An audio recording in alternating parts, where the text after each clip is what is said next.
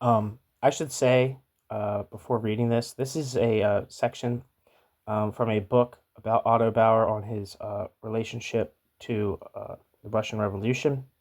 When I initially recorded this, I was just going to read this text, this section of the book, but I ended up also reading the Wikipedia for Otto Bauer because I don't know anything about Otto Bauer, um, except that he's an Austromarxist, and some of his comments. So some little titty bits of knowledge entered my brain through just like seeing his name. But I really knew nothing about him, so I looked at the Wikipedia. Ended up the Wikipedia um, ended up taking way longer uh, than I thought it would.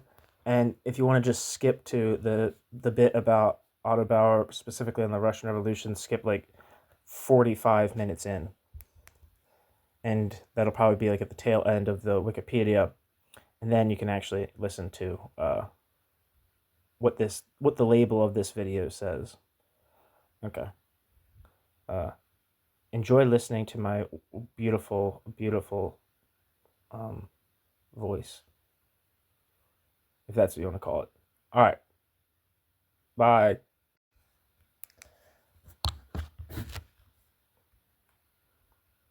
Hey, everybody. This is a section from a book about Otto Bauer. Um, it's titled Otto Bauer, 1881 to 1938, Thinker and Politician. Now, I'm gonna fuck up this name. I think it's by an Ava Czerwińska-Schupp, translated by Maciej Zarowski. Um, I wanted to say I'm not going to read this whole book. Not that it wouldn't be fascinating, but I'm looking particularly for just like like socialists that were alive in the immediate years after the Russian Revolution, and what they had to say about the Russian Revolution. To my understanding, and this may be corrected or not corrected in this book, um, in the reading that I'm about to do, um, is I'm trying to see.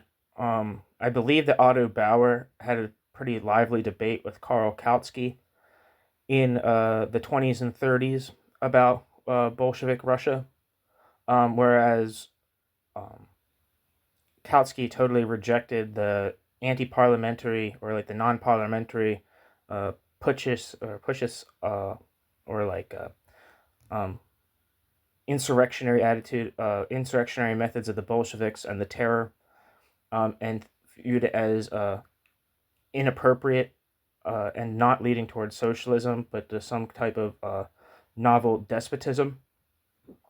Whereas Otto Bauer had, to my understanding, had at least had a critical attitude towards Bolshevism and didn't think Bolshevism was applicable into developed countries, but he did view it as a method of a one way of getting to socialism.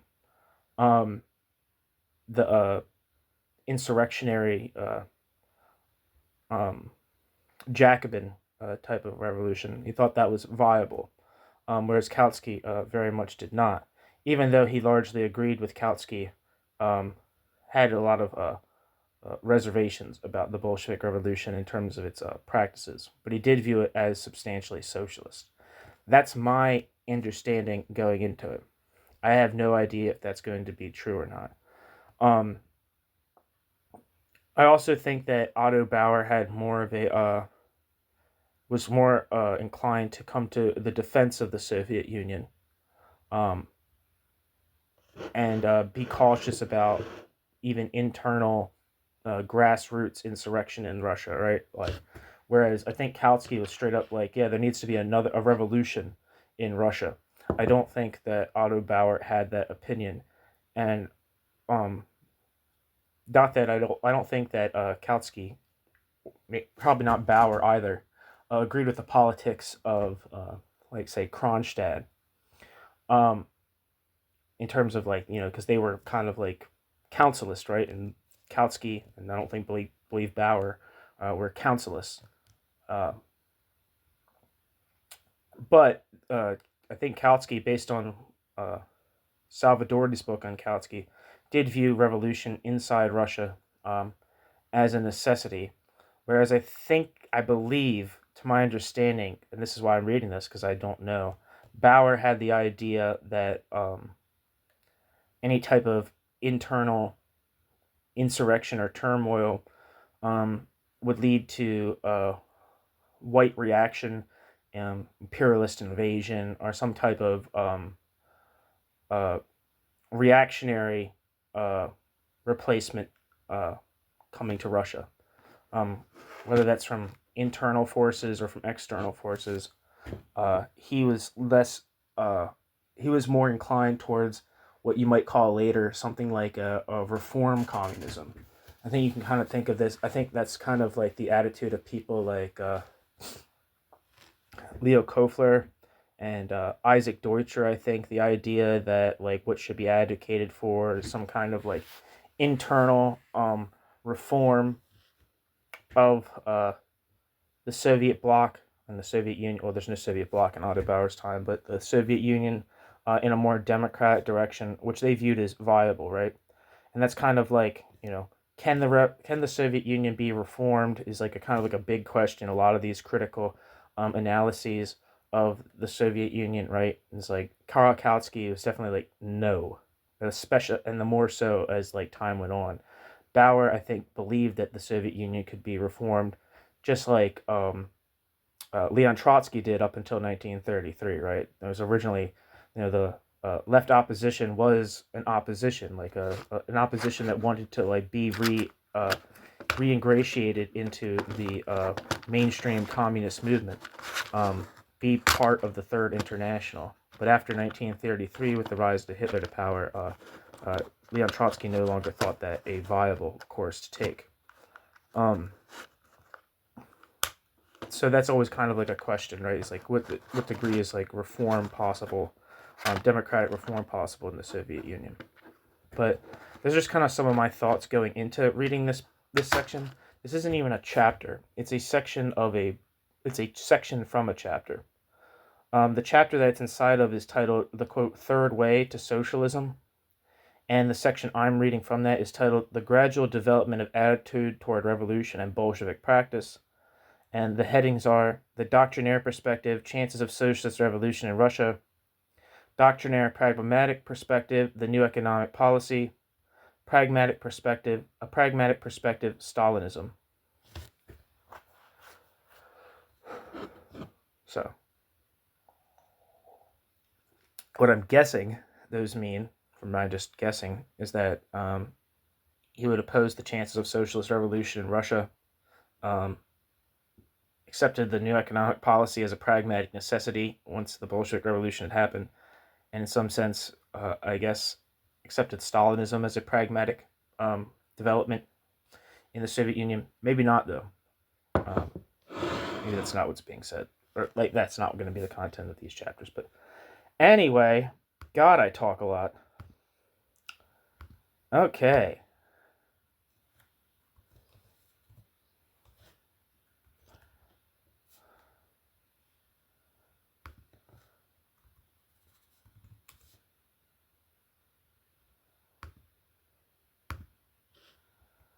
Where am I? 226 is where this section starts.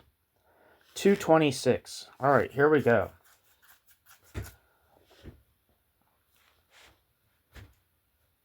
The gradual development of attitude toward revolution and Bolshevik practice. The victory of the October Revolution in Russia posed a challenge to European social democracy.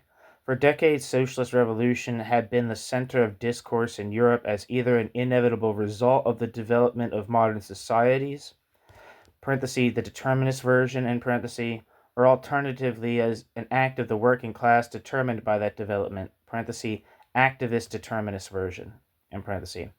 Contrary to these expectations, a social revolution took place in a country that European social democracy had completely disregarded in its calculations.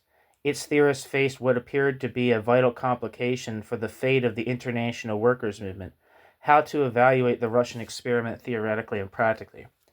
As to the former, the most pressing dilemma was how to integrate it into Marxist theory, and with respect to practice, whether it was legitimate to adopt the Russian revolutionary model and its relevant methods. Leading social democrats were absorbed in this debate for years. As a result, splits in the Second International intensified, parenthesis, although elaborating this in detail would go beyond the scope of this work, end parenthesis. Check out the things I posted by Salvadori on Kautsky, as well as some of the pieces I put up from Kautsky.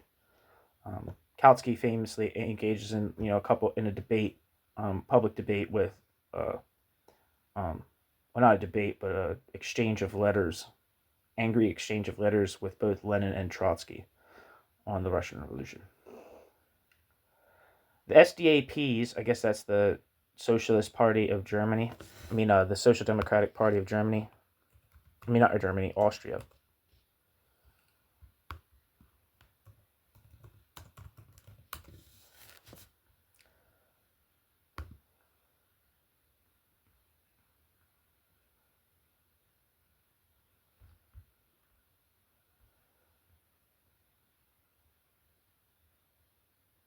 Where am I? I'm going to read the introduction to Otto Bauer's Wikipedia really quick. You know what? I might just read the whole thing. Fuck it. Alright, here we go. Otto Bauer, 1881 to 1938, was one of the founders and leading thinkers of left socialist Austromarxists who sought a middle ground between social democracy and revolutionary socialism. Otto Bauer was a member of the Austrian Parliament from 1907 to 1934, deputy leader of the Social Democratic Workers' Party, SDAP, from 1918 to 1934, and foreign minister of the Republic of German Austria in 1918 and 1919. In the latter position, Otto Bauer worked unsuccessfully to bring about the unification of Austria and the Weimar Republic. Otto Bauer's opposition to the SDAP joining coalition governments after it lost its leading position in Parliament in 1920, and his practice of advising the party to wait for the proper historical circumstances before taking action were criticized by some for facilitating Austria's move from democracy to fascism in the 1930s. When the SDAP was outlawed by Austro-fascist Chancellor Kurt Schuschnigg in 1934, Bauer went into exile where he continued to work for Austrian socialism until his death. Otto Bauer was born in Vienna, son of the wealthy, politically liberal Jewish textile manufacturer Philip Bauer and Katharina Ketta Bauer, née Gerber. Otto Bauer completed elementary school in Vienna and high school in Vienna, Merano, and Reichenberg, the latter two at the time part of Austria-Hungary. In addition to German, Otto Bauer spoke English, French, and after his years as a prisoner of war, Russian. To fulfill his compulsory military duty, he enlisted as a one-year volunteer with the 3rd Regiment of the Tyrolian Rifle Regiment in 1902, completed his active military service after passing the reserve officer exam, and was transferred as a reservist to the infantry regiment Frederick III, King of Denmark, number 75. Otto Bauer went on to study law at the University of Vienna and received his doctorate in 1906. Otto Bauer's political interests were reflected in his university studies when, in addition to law, history, languages, and philosophy, he enrolled in classes in national economics and sociology. In 1900, Bauer began to be politically active in the Social Democratic Workers' Party as the Social Democratic Party of Austria, SPO, was called before 1945, and became a member of the Free Association of Socialist Students. At the University Otto Bauer met the somewhat older Socialist Party members Max Adler, Rudolf Hilferding, who later became a Minister of Finance in the Weimar Republic, and Karl Renner, who was Chancellor of Austria immediately after both the First and Second World Wars. With them, he founded the association Zukunft, which translates as future, as a school of Viennese workers that was the nucleus for Austromarxism. Otto Bauer attracted attention when in 1907, at only 26 years old, Otto Bauer submitted the 600-page work, The Nationality Question in Social Democracy. In it, Otto Bauer attempted to apply the principles of cultural autonomy to find a constructive solution to the problem of nationality, which is particularly important to the Austro-Hungarian Empire because of its many nationalities. Political career: Empire and War, World War I, 1907 to 1918. Member of Parliament.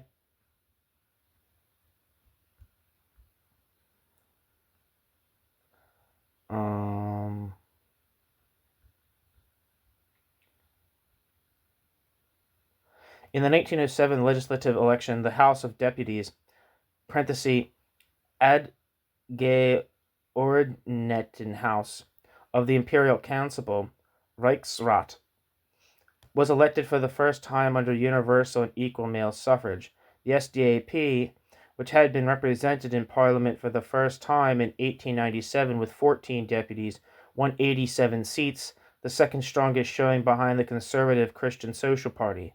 Otto Bauer entered the House of Deputies in the 1907 election, and at the request of party leader Victor Adler, became secretary of the Club of Social Democratic Deputies in the Reichsrat. In the years before World War I, Adler and the Social Democrats generally supported the existing state order. In 1907, Bauer co-founded and until 1914 was editor of the Social Democratic monthly Der Kampf, The Struggle, of which he remained co-editor until 1934. From 1912 until 1914, he was also a member of the editorial board of the daily Arbeiterzeitung, workers' newspaper, the party's central journalistic voice. During his career as a journalist, Otto Bauer wrote some 4,000 newspaper articles, and among the Social Democrats, Otto Bauer proved himself to be an impressive speaker and convincing debater. Historian Friedrich Herr spoke of Bauer's, quote, marriage of German and Jewish pathos, end quote. In 1914, Bauer met and fell in love with Helena Landau, a married academic and journalist who was 10 years his senior. After Helena Landau divorced her husband in 1920, the two were married in Stadttempel, Vienna's main synagogue. A civil marriage was not legally possible at the time. War service and captivity. In August 1914, at the beginning of World War I, Otto Bauer was drafted as a reserve lieutenant of infantry. He took part as a platoon commander in the heavy fighting at Grodek, now Horodok, Ukraine, saved his company from being wiped out at the Battle of Zhizaki, for which he was awarded the Military Cross of Merit, 3rd class, and on the 23rd of November 1914 was taken prisoner of war by the Russians during a, quote, spirited attack that he had ordered. As Otto Bauer wrote to fellow Social Democrat Karl Zeitz, who sent him money through friends in Stockholm, he was able to work on a comprehensive theoretical treatise during his imprisonment in Siberia. He was also allowed to read Russian, English, and French newspapers due to his privileges as an officer, and he did not have to engage in physical labor. As a result of intervention by the SDAP, Otto Bauer was able to return to Vienna as an exchange invalid in September 1917, less than 2 months before the outbreak of the October Revolution in Russia. In February 1918, Otto Bauer was appointed first lieutenant in the reserves and in March placed on leave from active military service in order to work on the Arbeiterzeitung. He was formally in army service until the 31st of October 1918. Otto Bauer's contacts with Menshevik functionaries while a prisoner of war had made him a staunch supporter of the, quote, Marxist center that the Mensheviks represented. In Austria, however, Otto Bauer's views placed him among the left, Marxist wing of the SDAP. Rise to leadership in the SDAP. The SDAP's left wing had gained in importance, at the party congress in 1917 because the plight of the civilian population was going hungry due to wartime food shortages. The assassination in the fall of 1916 of the unpopular imperial minister, President Karl von Sturck, by Friedrich Adler, son of SDAP chairman Victor Adler, also spurred on the opponents of Burgfriedenspolitik, a political truce under which the parliamentary parties refrained from challenging the empire's war policy. Following Sturck's assassination, the SDAP began increasingly to distance itself from the government's wartime course. The Russian October Revolution once again increased the importance of the left wing when it was assigned the task of preventing Austrian workers from moving over to the Bolsheviks.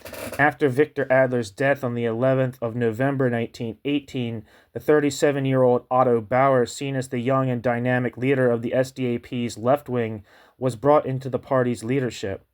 As a counterweight, the leader of the SDAP right wing, Karl Renner, was given the position of Chancellor on the 30th of October 1918 in the first government of the new state of German Austria, which declared itself both a republic and part of the German Republic on the 12th of November 1918.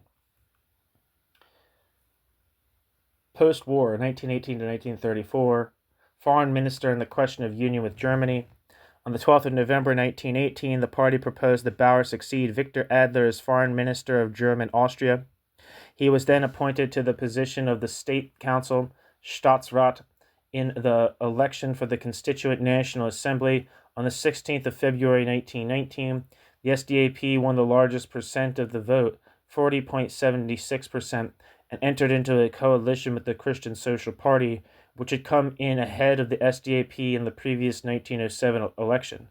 After the end of the war, a union, Anschluss, between German Austria, including German Bohemia, and Germany seemed a self-evident goal to many, especially urban social democrats who had seen their German political counterparts become the governing party in the Weimar Republic. Like other nationalities of the fallen monarchy, Austrian Germans claimed the right of national self-determination. In addition, the Austrian Social Democrats were expected to see a socialist revolution take place in Germany. Otto Bauer was one of the most outspoken proponents of the belief in a future with Germany. At the SDAP Party Congress on the 31st of October and the 1st of November 1918, Otto Bauer stated that from the national standpoint, as cultural and Germans, and from his international standpoint as from the international standpoint as social democrats, they must demand union with Germany. In Parliament, Otto Bauer said that opponents of Austrian unification with Germany were high traitors to the nation. The Provisional National Assembly voted in favor of the Union on the 12th of November 1918, and on the 25th of December, Bauer addressed a note verbale to the victorious powers, saying that union with Germany was the only and correct way forward. He conducted confidential unification negotiations from the 27th of February to the 2nd of March 1919 with German Foreign Minister Ulrich von Brockdorff-Rantzau, whose representatives in Austria warned internally against joining Germany with the small bankrupt state. In mid-April, Bauer was advised by a British officer in Vienna to avoid the subject of unification as much as possible in the peace negotiations. Bauer did not inform his government colleagues of the warning until weeks later, initially nominated Franz Klein, who was known to be an ardent supporter of unification, as head of the delegation to the peace talks at Saint-Germain. As word of the British warning belatedly spread, the delegation leadership was transferred to Karl Renner before negotiations began. On the 7th of May 1919, the Allies of World War I handed the German delegation at Versailles the draft of the peace treaty, which revealed that the victors would not permit Austria to unite with Germany, since this policy of unification was considered to have failed. Bauer resigned from the government on the 26th of July 1919, and Chancellor Renner took over the Foreign Office. Bauer nevertheless remained a proponent of unification until 1933, stating that, quote, "It was clear to every social democrat and every worker in Austria that we wanted unification with the German Republic, not Hitler's penal colony," end quote. Early party work. From March to October 1919, Bauer served as the Ignaz Zeipel served with Ignaz Zeipel of the Christian Socialists on the Socialization Commission appointed by Parliament. Most important Its most important result was the draft of the Works Councils Act, passed by the National Assembly on the 15th of May 1919. The move towards socializing private enterprises, however, was quickly halted due to the divergent views of coalition partners. Otto Bauer and the leaders of the Workers' and Soldiers' Councils, Julius Deutsch and Friedrich Adler, the assassination of Karl von Sturck, had been released from custody by the Emperor in the last days of the war, succeeded in keeping the workers in line with the party and stopping the communist putsch attempts of the 12th of November 1918 and the 14th of June 1919. His successes were also due to the fact that in the course of the post-war economic boom that lasted for about 2 years, the revolutionary fervor of the working class had diminished considerably. It was a period during which workers could find employment, earn a decent wage, pay hardly any rent, and in what had become known as, quote, Red Vienna, were entitled to the first social benefits offered under its SDAP mayor, Jakob Vollmann. SDAP in opposition.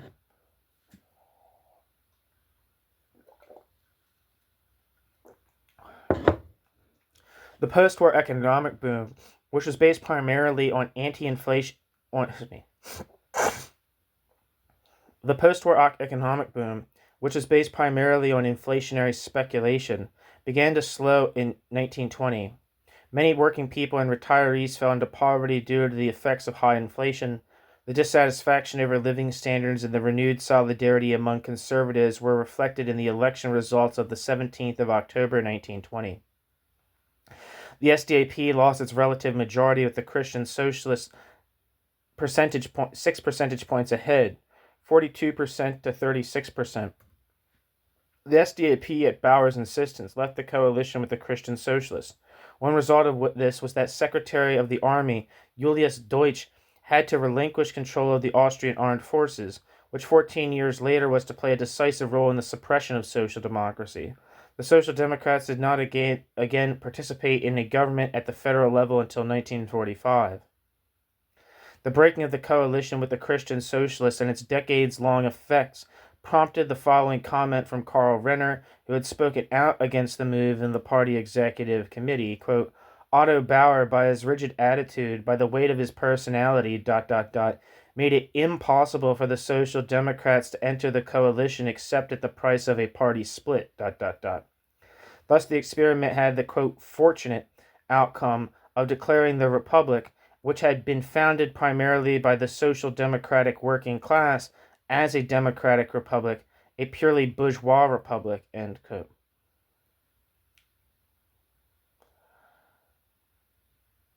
Linz program. In 1926, the SDAP adopted a new party program to replace the one that had been adopted in 1901. The original push for a new platform had come from Otto Bauer, who was also one of the main participants in its development. Otto Bauer presented it to the party membership in a fiery speech at the SDAP's 1926 convention in Linz, from which the program took its name. The program contained features from Marxism and the ideology of class conflict, and it provided the theoretical basis for political confrontation with the Christian Social Party and the paramilitary Heimwehr, which at that time were becoming increasingly clerical fascist. It criticized the fact that the bourgeoisie, through economic power and tradition, still had sway over social institutions. Possible cooperation with them was described as a temporary condition at best, since class antagonisms were irreversible. Democracy was to be placed in the service of labor in order to expropriate big capital and large landed properties and to transfer the means of production in exchange to the, quote, common property of the whole people, end quote. Bauer's revolutionary rhetoric, which used Marxist ideas to define the transition from capitalism to socialism as an inevitable historical necessity, largely overshadowed the party's concrete demands. The SDAP's opponents were able to use quotations from the program to warn against Bolshevism. Otto Bauer distanced himself from the excesses, but only hesitantly from the ideas of the Bolsheviks, and professed hope that, quote, if, Russian Bolshevism should succeed, and the people achieve prosperity, then the idea of socialism would gain irresistible appeal throughout the world. Then capitalism's last hour would toll, end quote. Otto Bauer. The politics of social democracy, especially in Red Vienna, where party leader Karl Zeitz was mayor, was reform-oriented and democratic. Bruno Kreisky, who was to become the social democratic chancellor of Austria from 1970 to 1983, spoke of a terrible verbal mistake. Quote, the phrase dictatorship of the proletariat stuck to the party like a brand, It was a dangerous formulation and contrary to everything that could be read in the program, end quote. Bruno Kreisky. Collapse of Austrian democracy. Bauer, with the approval of Zeitz and Renner, rejected coalition offers from the Christian Socialist Chancellor Ignaz Seipel in 1931 and Engelbert Dollfuss in 1932. It soon came to be considered a fatal mistake. Kreisky wrote, quote, in my opinion, it was the last chance to save Austrian democracy, end quote. On the 4th of March 1933, Bauer and Zeitz sent Party Secretary Adolf Scherf to Karl Renner with the advice that he resign as first president of the National Council due to what came to be known as the rules of procedure crisis. Following the resignations on the same day of both the Christian Socialists' second president of the Greater German People's Party, third president, Chancellor Dollfuss, 2 days later declared the elimination of Parliament and prevented Parliament from reconvening. Although it was mandatory in the SDAP's party statutes for a general strike to be called if Parliament was not allowed to sit, no strike took place. Bauer did not allow himself to be pushed into action until the operational plans of the Republikanischer Schutzbund, Republican Protection League, the SDAP's paramilitary arm established in 1923 to counter the right-wing Heimwehr, were already in the hands of the Dollfuss government, and it had cleared out a number of Schutzbund weapons caches. In early February 1934, Theodor Kerner, who had been a general during World War I and was at the time chairman of the Austrian Parliament's upper house, was asked at the last minute to take command of the Schutzbund. After examining the Schutzbund structure in 6 Viennese districts, he implored Bauer on the 11th of February not to let it come to a clash with the government and its forces under any circumstances. He thought that the Schutzbund and the SDAP would certainly lose. Exile, 1934 to 1938. Brno, it looks like it says, in BRNO. In February 1934, a series of skirmishes known as the February Uprising broke out between Austrian government forces and the Schutzbund. It ended in a socialist defeat with the outlawing of the SDAP. On the second day of the 4-day uprising, Bauer, Julius Deutsch, and other members of the SDAP leadership fled to Czechoslovakia. When he arrived in exile in Brno, Bauer accepted the consequence of the failure of his plans and the criticism he faced from his own ranks by announcing that he would continue to be available to the party as an advisor, journalist, and administrator of the party's saved funds, but that he himself would no longer assume any leadership positions. Bauer supported the Social Democratic Underground with his Foreign Office of the Austrian Social Democrats, Auslandbüro der Österreichischen Sozialdemokraten, or ALOS, through his words and his actions. Otto Bauer's work helped establish the Revolutionary Socialists of Austria under Josef Buttinger as the successor to the SDAP in 1935. It took the organizational form of a conspiratorial cadre party.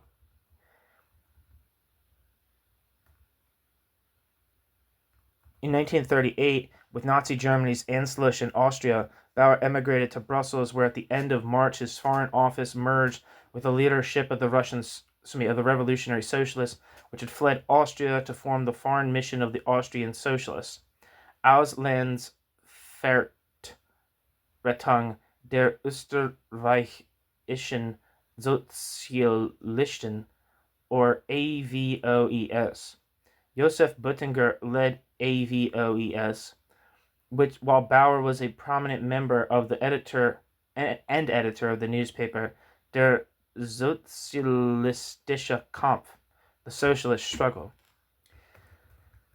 Bauer always praised Germany as a, quote, haven of spirit and progress, end quote. In his political testament written in Paris in 1938, he again spoke out in favor of an all-German revolution, including Austria, since he did not believe that a socialist revolution in Austria alone was feasible. When Karl Renner declared in favor of the Anschluss with Germany, because he thought that Nazism would be temporary and no worse than Chancellor Kurt Schussenig's authoritarian system, Bauer thought that he was correct. Kreisky noted that Bauer always considered and felt himself to be German. On the 5th of July, 1938, at age 56, Otto Bauer succumbed to a heart attack in Paris. He was buried in the Père Lachaise cemetery, opposite the monument to the fighters of the Paris Commune of 1871. In 1948, his urn was brought to Vienna on the 12th of November, 1950, reburied in an honorary grave at the Vienna Central Cemetery, next to those of Victor Adler and Karl Zeitz. Political philosophy. General analytic themes. Otto Bauer's ideas were characterized by a mixture of objective analysis, Marxism, and other era-specific influences. Cultural idealist German nationalism, which clearly influenced Bauer's writings on the nationality question and his attitude toward the unification problem in 1919. A certain fiscal orthodoxy, which made Bauer very skeptical of measures to create jobs during the Great Depression. The Marxist theme of the, quote, objective conditions that decisively shaped the scope for political action, which was related to a certain, quote, wait-and-see attitude on his part that was personally tinged, and that manifested itself in a mixture of revolutionary rhetoric and latent awareness of weakness. Bauer provided political analyses in many areas, such as his insight that the world was between two world wars at the end of the 1930s, and his reflections on rationalization and faulty rationalization. Bauer's analyses were not, however, followed by guidance for political action. Concept of revolution. Otto Bauer's concept of revolution bore distinctly reformist features. In 1928, Otto Bauer wrote, quote, "It is not the great geological catastrophe that has reshaped the world. No, it is the small revolutions in the imperceptible, in the atoms that can no longer be studied even with a microscope, that change the world, that produce the force that then in one day is released in a geological catastrophe, the small, the imperceptible, what we call detail work, that is the truly revolutionary," end quote. Otto Bauer. The problem with this line of argument, as for example in the Linz program, was that the SDAP's opponents could point to the emotive word, quote, revolution. As early as the 1920s, the established goal of political opponents was to avoid becoming victims of Austromarxist radical reforms. Justification of the SDAP's wait-and-see approach. In terms of historical materialism and in light of the dire economic conditions in Austria in the 1920s, Otto Bauer was convinced that the objective conditions for revolution merely had to be allowed to mature, since it was certain that they would come about. The party's waiting was therefore to be seen as an appropriate, quote, revolutionary pause, because any shared responsibility involving dubious partnerships, parenthesis, meaning coalition offers by the Christian socialists, end parenthesis, would only lead to delaying the collapse of the prevailing capitalist order. What Bauer was waiting for was an absolute majority of votes in the country, which he was sure would sooner or later come to the SDAP, then the achievements of, quote, Red Vienna, from which Bauer drew a good part of his strength and confidence, would serve not as the ultimate goal, but rather as the basis for further development toward a socialization of the economy that would be nearly impossible to reverse. With Otto Bauer's visions of the widespread upheavals that would inevitably follow an election victory, Bauer kept the left wing of the party in line for a long time, but after the 5th of March 1933, the day the German Nazi Party won the largest share of seats in Germany's Reichstag election, the left wing accused him of inappropriate hesitation in defending against the advance of fascism. Integral socialism. On the international level, Bauer tried to maintain the idea that the victory of socialism conformed to the laws of historical materialism. His idea of integral socialism, with the medium-term goal of reuniting Bolsheviks and reformist social democrats, nevertheless proved in practice not to be realizable. The International Working Union of Socialist Parties that was initiated for the purpose of such a reunification was tasked with mediating between the second, Socialist, and third, Communist internationals. The members of the Third International were to be encouraged to take steps towards internal democratization, and those of the Second International to turn away from reformism. The project, which was derided by Karl Radek, a Polish functionary of the Third International, as a, quote, excretory product of the world revolution, end quote, failed. Evaluation. Opponents. As a leading theoretician of Austromarxism, Otto Bauer shaped his party's 1926 Linz program. It, and especially the conditionally formulated passage on the dictatorship of the proletariat, led conservatives and German nationalists to warn against, quote, Austro-Bolshevism. Opponents also accused Bauer of having fled the country in the course of the February 1934 uprising. Colleagues. In 1953, Joseph Budinger wrote, quote, the steel framework of Otto Bauer's doctrinal edifice was the recognition of the objective relations that determine the, quote, real course of history, end quote, ... Reality, which Marx taught men to recognize so that they might rise against it, Bauer placed on the highest throne. What was real had prevailed against material obstacles and human intentions, was accordingly an inevitable result of social development, necessary and therefore as an evil at the same time good, for it was also the precondition of all better things to come. This was true not only of capitalism, it was equally true of reformism and the Russian Revolution. Consequently, it was the duty of revolutionaries to recognize the, quote, power of circumstances, end quote, from which reformism sprang, end quote. Joseph Budinger, 1953. This can, however, as Budinger noted, lead to the conviction that, quote, the opposite of revolutionary politics, if it corresponds to, quote, circumstances, is as good for the victory of socialism as the latter itself, end quote. Budinger. The SDAP politician Wilhelm Ellenbogen painted the picture of a dazzling theoretician, a forceful, eloquent idealist who lacked only one thing, quote, that absolute instinctive accuracy in political judgment, the, quote, nose, which distinguishes the genuine political genius from the dilettante, and lets him, as it were, blindly hit the right target, and for which there is no rule, no theory, no textbook, end quote. Wilhelm Ellenbogen.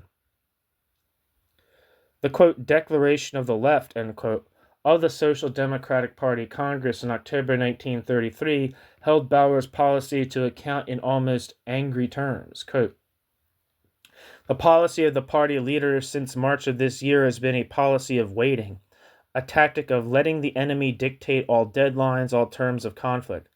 This tactic is wrong. In recent months, the government has made its tactics clear, even to the politically blind. It was not a fascism that storms, but a fascism that creeps, which we have to repel. ... The tactic is wrong that says, not today, not tomorrow, but if the government does this and that, they will proclaim a general strike, end quote. Later influences. The basic feature of Otto Bauer's Austro-Marxism can be found in the revolutionary socialists who Bauer supported and were active underground from 1934 to 1938, and after 1938 in the foreign mission of the Austrian Socialists, AVOES. In 1945, the newly founded Social Democratic Party of Austria, Social Democracy and Revolutionary Socialists, SPO, oriented itself around Bauer's ideological opposite, Karl Renner, who served as the first Chancellor of the Republic of Austria. Bauer's Marxism initially retained a certain formal status, as can be seen from the addition of the parenthetic, quote, Social Democrats and Revolutionary Socialists, end quote, to the official party name, but its influence quickly waned, since most Social Democrats wanted nothing to do with the vocabulary used by the Communists. The conservative Austrian People's Party, OVP, had long warned against what it saw as the threatening Red United Front. The social philosopher Norbert Lesser held that Bauer's death in 1938 prevented a difficult dispute over the post-war direction of the SPO. Quote, had Otto Bauer, the brain and soul of Austro-Marxism, still been alive in 1945 and returned to Austria, it would hardly have been possible to avoid a dispute about the mistakes of the old leadership. But with him serving as a dead icon who was invoked on holidays but denied in everyday life, the post-war SPO got along fine, end quote. Norbert Lesser. Bruno Kreisky honored Otto Bauer with a 9-volume edition of his works published beginning in 1975, but it no longer had any impact on party policy.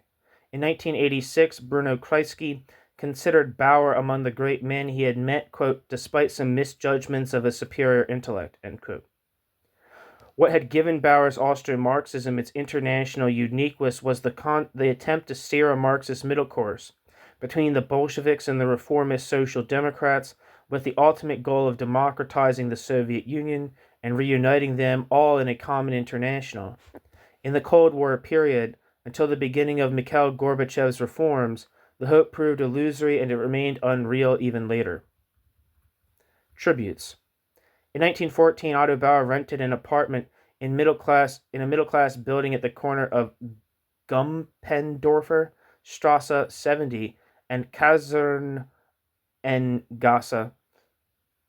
2 in Vienna's 6th district of Mariahilf, and lived there until he fled Austria in 1934.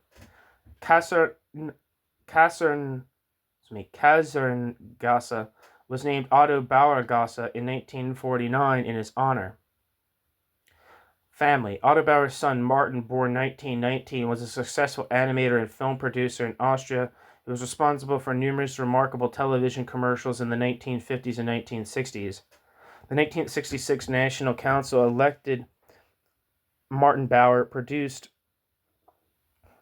For the 1966 National Council election, Martin Bauer produced a cartoon commercial for the SPO at his own expense. Otto Bauer's sister, Ida Bauer, lived from 1882 to 1945 and became known as a patient of Sigmund Freud, who wrote a famous case history about her in which he referred to as by the pseudonym, quote, Dora. Katharina Adler, born in 1980, told the story of her great-grandmother in her novel Ida, published in the summer of 2018. A nephew of Otto Bauer was the orchestral conductor Kurt Herbert Adler. And that's the end of the Wikipedia. It says major works: The Question of Nationalities and Social Democracy, published in 1907. The World Revolution, published in 1919. The Road to Socialism, published in 1919. Bolshevism or Social Democracy, 1920. The New Course of Soviet Russia, 1921. The Austrian Revolution, 1923. Fascism, 1936. The Crisis of Democracy, 1936. Between Two World Wars, 1936. All right, so thank you for that long excursus into Otto Bauer's biography. I honestly knew nothing about him. That took way longer than I thought it would, so I'll have to include that in the video title. So, let me go back to where I was. I actually should just restart the whole thing. All right, the gradual development of attitudes toward revolution and Bolshevik practice. The victory of the October Revolution in Russia posed a challenge to European social democracy.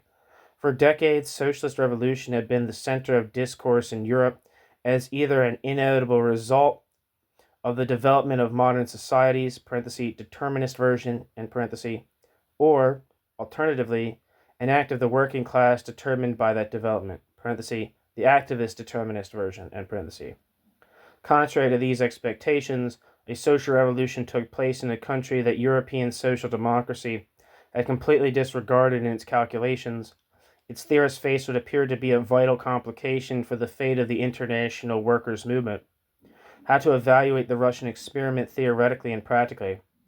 As to the former, the most pressing dilemma was how to integrate it into Marxist theory, and, with respect to practice, whether it was legitimate to adopt the Russian revolutionary model and its relevant methods. Leading social democrats were absorbed in this debate for years. As a result, splits in the Second International intensified. Although elaborating this in detail would go beyond the scope of this work. The SDAP's internal debate about the legitimacy of the Russian Revolution, its perspectives and consequences for international socialism, corresponded with a succession of political events in Soviet Russia and the Soviet Union. It is worth considering that the Austrian Party followed the development in Russia more attentively than was the case with its social democratic sister parties. The reasons were that, by and large, the SDAP faction of the Second International had cultivated a friendly attitude toward the Bolsheviks, and, with Vienna being a center of Russian emigration, had a close relationship to the Russian social democratic movement. It was due to these circumstances that the SDAP enthusiastically welcomed the outbreak of revolution and the first strides towards Soviet power in Russia, the nationalization of land and banks.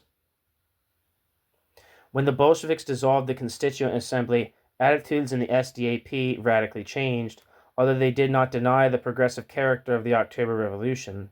The Austrians distanced themselves from the Bolsheviks. This ambivalent attitude towards the events in Russia and the methods the Bolsheviks adhered to in order to construct a socialist state influenced Bauer's position to the same degree. Bauer was one of a small number of Marxist theorists who analyzed the October Revolution and the October Revolution's historical consequences for years, meticulously keeping up to date about Bolshevik politics. There were at least a few reasons as to why Otto Bauer's voice in this debate was decisive for the entire social democratic movement. Bauer was the only leading Western social democrat who had experienced the February Revolution firsthand between 1918 and 23, and was therefore able to base his judgments on direct observations.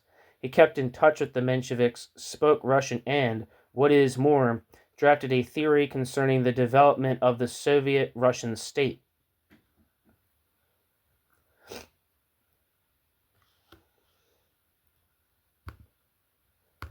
Footnote. His knowledge of historical conditions, 3 years spent in the POW camp in Russia, 4 weeks spent in St. Petersburg in 1917, language skills, and status as a leading theorist of the Labor and Socialist International, earned Otto Bauer the reputation of being an outstanding and competent expert on the situation in Russia. Otto Bauer was given the role of main speaker on the Russian question at LSI congresses starting in Hamburg 1923 and ending in Vienna 1931. Aside from Karl Kautsky, Otto Bauer was also the social democratic theorist most frequently attacked by Lenin in the Comintern. Compare Lenin 1974 and Louvre 1981.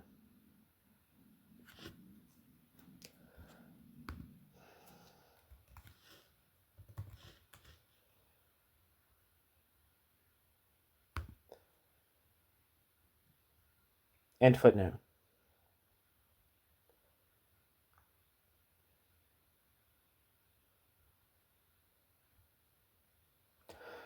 Frankly, his historical analyses of the Russian situation and Bolshevik endeavors were often fairly uncritical and inadequate, albeit this was partly due to a lack of detailed information and Russia's isolation from the international arena. With respect to the whole of his revolutionary theory, Bauer's attitude towards the October Revolution and Bolshevism could be interpreted as rather secondary and complementary. It did not add to his theory of social revolution, nor did it lead Bauer to abandon his adopted theses. This attitude appears relevant with respect to another aspect. It accurately reflects the tensions between loyalties to Marxist theory, Bauer's own basic ideological stance, and his anticipation of the Soviet experience. Lesser describes these contradictions as follows. Quote, among the Marxist theorists who spent their lives engaging with the October Revolution and its historical consequences, the Austro-Marxist Otto Bauer occupies a special place, because Otto Bauer's standpoint during the main period of Otto Bauer's activity and work took up a middling ground between total identification and complete rejection. It thus It thus satisfied a widespread desire not to submit to the new masters of the Soviet state, and on the other hand, not to fully deny them socialist intentions, nor a Marxist legitimization of these intentions and actions. End quote. Lezer.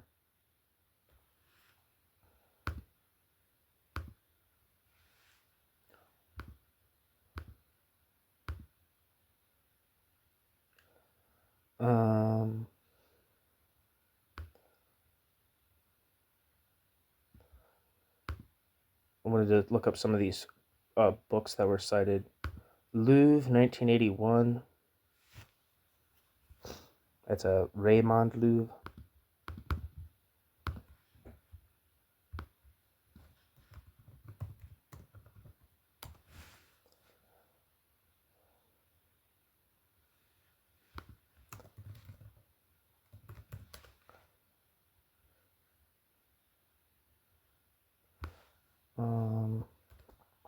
Sorry, I'm trying to look up this book.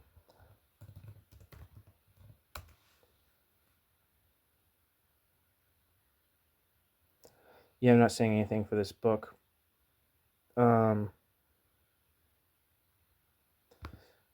yeah, the book being referenced is Otto Louvre, Otto Bauer und die Russische Revolution.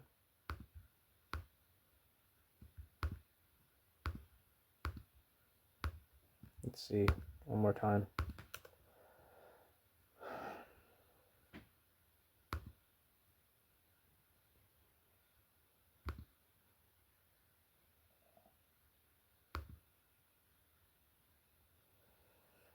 Yeah, I'm not saying anything. The descriptions for this book, sorry. And the other was Lezer. What year was that? Come on.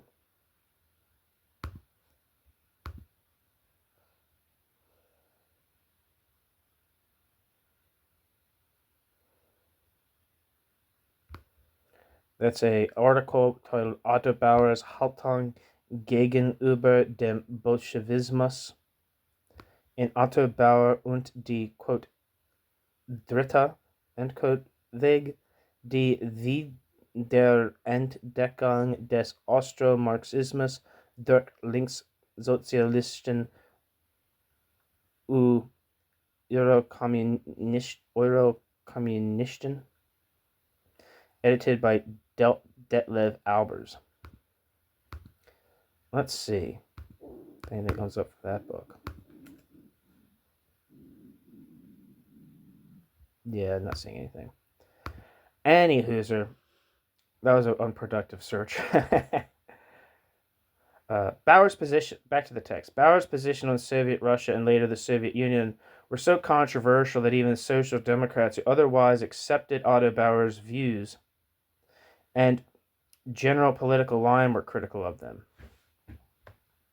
Footnote: Kautsky, Mensheviks Den, and Abramovich, and all theorists of Austrian social democracy, polemicized against Bauer's position. And footnote. That's Fyodor Dan and Raphael Abramovich, important Mensheviks. However, Otto Bauer's position was not consistent. It evolved with the trajectory of communism in Russia and the USSR.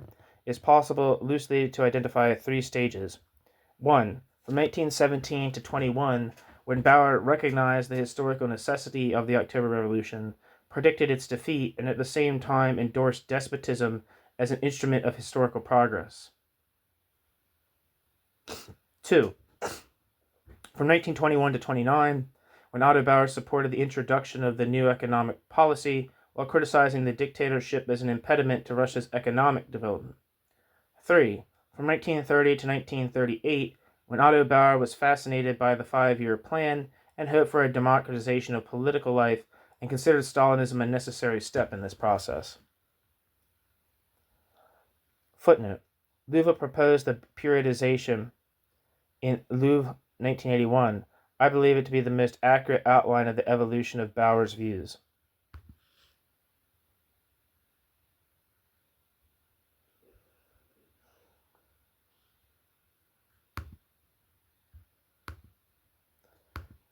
End footnote. It is possible to visualize Bauer's changing attitude toward Bolshevism as a curve that first goes down, only to go up again. Footnote.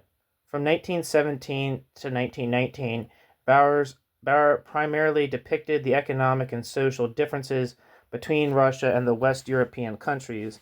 In the later periods, Bauer formulated conclusions from his own assessment of the developments in Russia.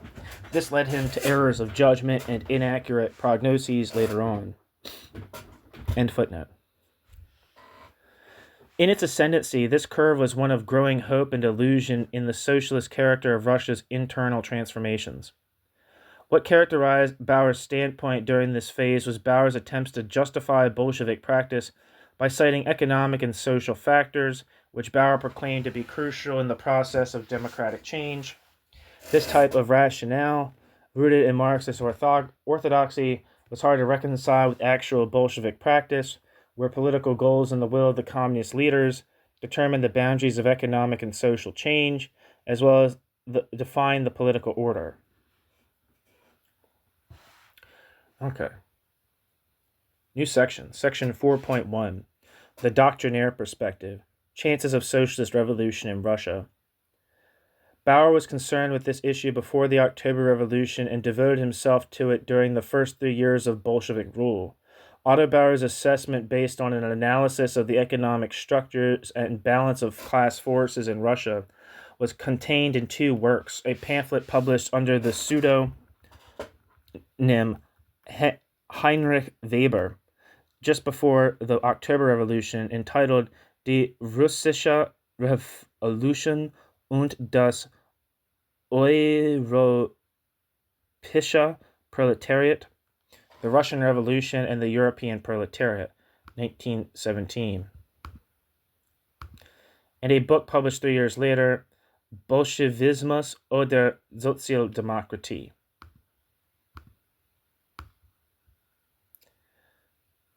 Which translates as Bolshevism and Social Democracy.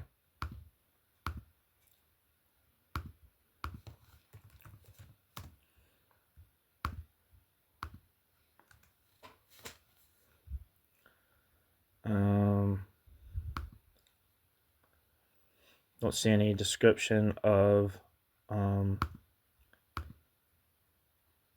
the Russian Revolution and the European Proletariat.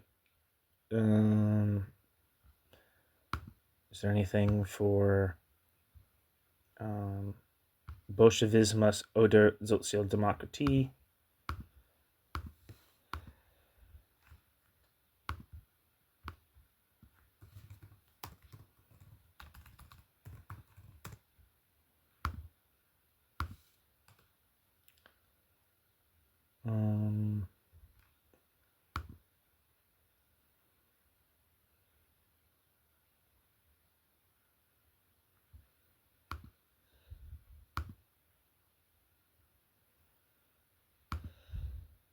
All right, it looks like there might be a description of this book on at German Amazon. Bolshevism or Social Democracy by Otto Bauer, selected writings.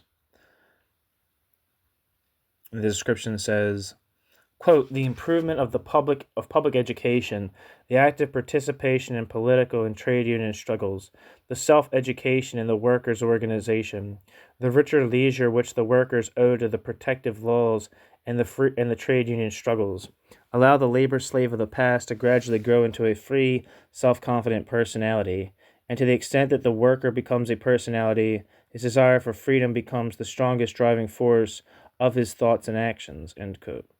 I don't know who that quote is. It's maybe Otto Bauer. Otto Bauer, 1881 to 1938, is considered the most important theoretician of Austromarxism, a political movement on the left wing of international social democracy that had its greatest impact in the early 20th century until the eve of the Second World War. This edition is a completely revised version of the original published in 1920, with a foreword by the editor on the life and work of Otto Bauer.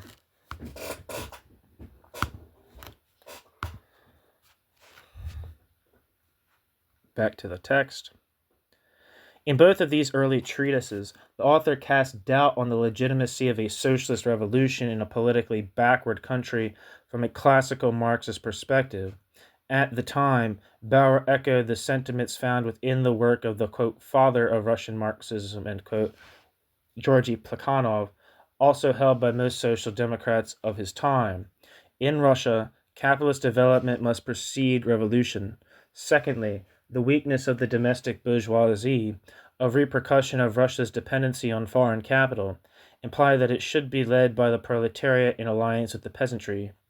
Thirdly, the result of the Russian Revolution can only be a democratic republic with the bourgeoisie in power. After his return from imprisonment in Russia, shortly after the outbreak of the October Revolution, Otto Bauer wrote, quote, Russia is an agrarian country where the workers are a minority of the population. The Russian Revolution cannot culminate in a dictatorship of the proletariat. It cannot establish a socialist social order. Even if the Russian Revolution overcomes all the dangers, it will have to deal with the result. The result cannot be anything but a bourgeois democratic republic. End quote. Bauer. Bauer critically evaluated Lenin's April theses, starting from this basic position. In contrast to Lenin, Otto Bauer maintained that it was necessary for the Soviets to cooperate with the provisional government and that the parliamentary platform must be sustained. As is evident from his 28th of September 1917 letter to Kautsky, Lenin essentially adopted the same position as the Menshevik internationalists, Fyodor Dan, Julius Martov, who emphasized the limitations of the working class struggle in a semi-feudal country.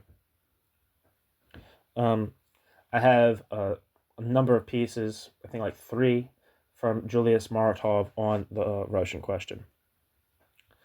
This struggle was directed against both the Mensheviks' coalition with the bourgeoisie and the Bolsheviks' proletarian dictatorship.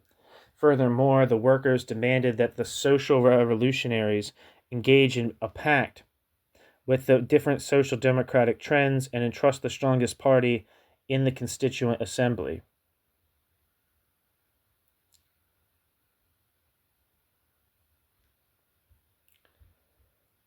It becomes obvious from the remarks cited above that Bauer predicted the defeat of the Russian Revolution even before the Russian Revolution's commencement. Nonetheless, Bauer declared that the victory of the October Revolution was a historical necessity.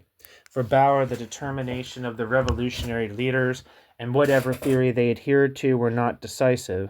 What counted were changes in the balance of class forces, the working class gained strength after the February Revolution, and how the socio-political conditions differed from those in highly developed countries, i.e. how to win the economically exploited, culturally backward, and politically unenlightened peasantry for socialism, among other issues,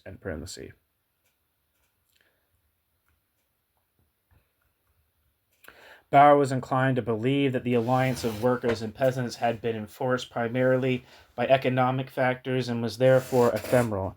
It is imperative to remember that he dissociated himself from the markedly nullifying evaluation emanating from the right wing of the party around Karl Renner. Bauer regarded the processes occurring in Russia as crucial for the victory of socialism in Europe, and prophetically predicted that they would inspire the revolutionary spirit and will of the European working class. At the time, Bauer's praise of the accomplishments of the Russian Revolution did not yet amount to revising his position on the fate of building socialism in Russia. In this period, Otto Bauer held fast to his conviction that building socialism in Russia was doomed to failure, if not aided by the World Revolution. In this, the Bolsheviks agreed with Otto Bauer. Secondly, Otto Bauer did not believe that seizing power and introducing a proletarian dictatorship was anywhere close to the final goal. Otto Bauer considered it a political misjudgment of far-reaching consequences, including the acute danger of civil war and economic breakdown. For the working class to seize power in a country where objective conditions were insufficiently ripe, Otto Bauer's prognosis would soon be validated. Otto Bauer blamed both the Bolsheviks and the Mensheviks for the course of events. Otto Bauer accused the Bolsheviks of revolutionary voluntarism and transgressing the boundaries of bourgeois revolution. Conversely, Otto Bauer criticized the Mensheviks for collaborating with the bourgeoisie, supporting the imperialist war, and insufficiently taking the economic life of workers and peasants into account. In truth, Otto Bauer expected that after the seizure of power, a constituent assembly and the establishment of a democratic government would follow. When the Constituent Assembly was dissolved in early 1918, he viewed this as an early sign of defeat for the Russian experiment, which he would go on to anticipate for many years. He cited several reasons in support of his 1917-20 prognosis concerning the defeat of the October Revolution: low levels of industrial development in Russia, an undeveloped agriculture, and the immaturity of the working class with respect to governing a state, especially the diminishing social base for the proletarian dictatorship, and the proletarian dictatorship's degeneration into a party dictatorship. However, the fact that Bauer constantly stressed the different economic, social, and political conditions in Russia and Western Europe was also motivated by the objectives of the SDAP policy.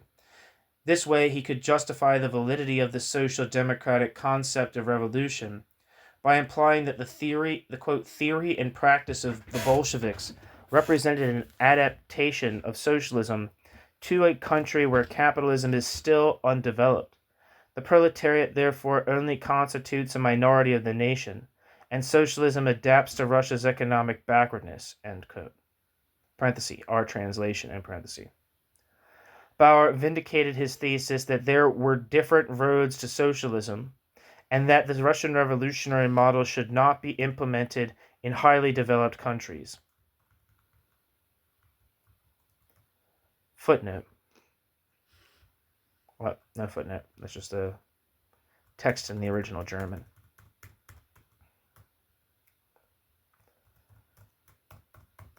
You know, maybe I should read it just for fucking practice to annoy everyone.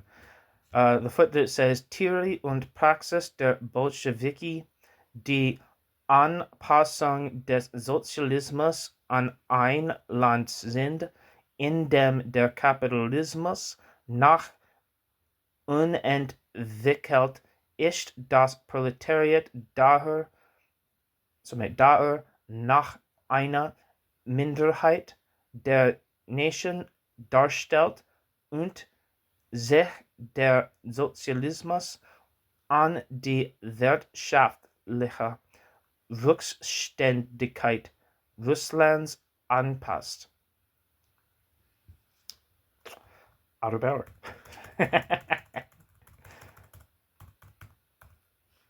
This also served to convince workers infatuated with the victory of socialism in the East that it was impossible to repeat the Russian scenario at home.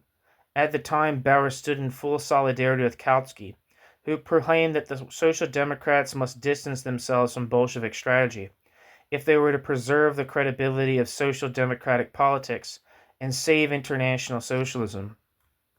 Bauer foresaw the consequences of the Bolshevik strategy and realistically assessed the proletarian dictatorship's chances of success. Quote, Bolshevism cannot improve the conditions of the proletariat because it can only destroy, not raise production.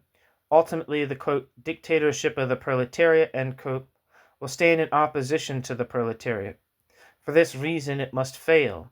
However, if socialism does not sharply dissociate itself from Bolshevism, then the defeat of Bolshevism will become the defeat of socialism as such, end quote. Otto Bauer. Footnote. And now you get to hear me try to speak German again. Der Bolschewismus kann die Lage des Proletariats nicht verbessern, weil die Produktion nicht heben, sondern nur zerstören kann. Muss daher das Proletariat enttäuschen. Die, quote, Diktatur des Proletariats, end quote, muss schließlich im Gegensatz zum Proletariat geraten.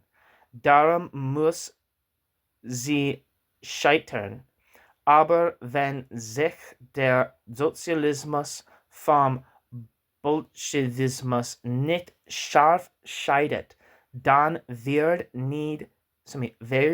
die Niederlage des Bolschewismus zur Niederlage des Sozialismus überhaupt. End footnote. The thought expressed in the final sentence represented Bauer's anticipation of the eventual fate of socialist doctrine. Socialism only remained effective in Western European social democratic parties because Western social democratic parties explicitly dissociated themselves from the Leninist version of Marxism in the Frankfurt Declaration adopted by the Socialist International in 1951. Adhering to Kautsky's concept of, quote, democratic socialism thereafter. In contrast, socialism lost social recognition in the countries of, quote, really existing socialism, end quote, which were forced to reiterate the Bolshevik models for decades. Of course, Bauer's theses were subject to caustic criticism from the Bolsheviks, who had been hoping for the outbreak of world revolution since 1920. In a sense, Bauer contradicted himself in assuming that the Russian Revolution might provide a blueprint for other Asian countries. Kautsky, who, unlike Bauer, did not believe that Bolshevism was merely the product of an economically undeveloped agrarian country, but specifically of Russian conditions after World War I, objected to this. Footnote. See Kautsky, 1920. The most interesting and at the same time most surprising aspect of Bauer's Bolshevism or social democracy is the notion upon which the author's prognosis of the defeat of socialism in Russia rested, namely a positive assessment of the proletarian dictatorship in its totalitarian form. The essential question here pertains to the assumption on which Bauer based his thesis. The first might be summed up thus: Russian conditions, economic underdevelopment, the low cultural level of the masses, the inner developmental mechanisms of dictatorship, unavoidably led to degeneration into a party dictatorship over the proletariat and peasantry. That is to say, the consolidation of power by a minority coincides with the centralization of power, which in turn results in the bureaucratization and increasing autonomy of the state apparatus. Quote, despotic socialism, Bauer wrote, quote, is the necessary product of a development that triggered a social revolution at a stage of development when Russian peasants were not even mature enough for political democracy, and Russian workers were insufficiently mature for industrial democracy, end quote. Otto Bauer. Footnote. Der despotische Sozialismus ist das notwendige Produkt einer Entwicklung, die soziale Revolution heraufbeschworen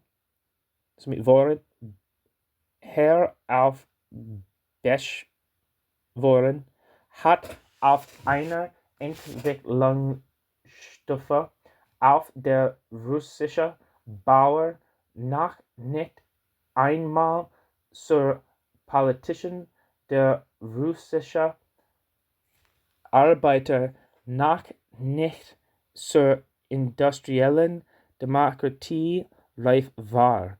End quote. Bauer. End footnote.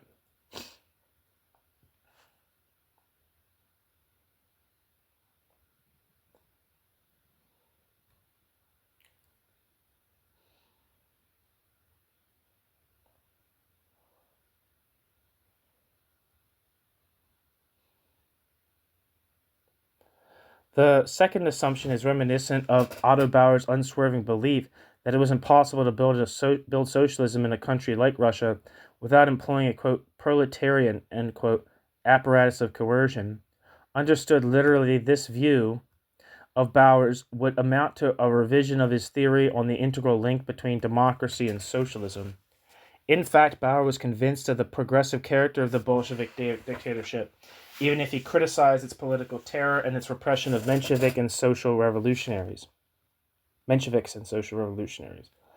As a foreshadowing his later positions in 1931, Bauer claimed that under Russian conditions, despotism could offer a road to socialist development. In Otto Bauer's view, Russia might thus be able to overcome Russia's economic stagnancy and lay the groundwork for a future bourgeois democracy. One consequence of this was that Bauer endorsed Bolshevik policies, including Trotsky's concept of a, quote, militarization of labor, end quote, and permitted the possibility of socialism without democratic premises. It is imperative to note that Bauer only condoned despotic methods in an undeveloped country because he based his perspective on an understanding of democracy as the highest stage of historic development.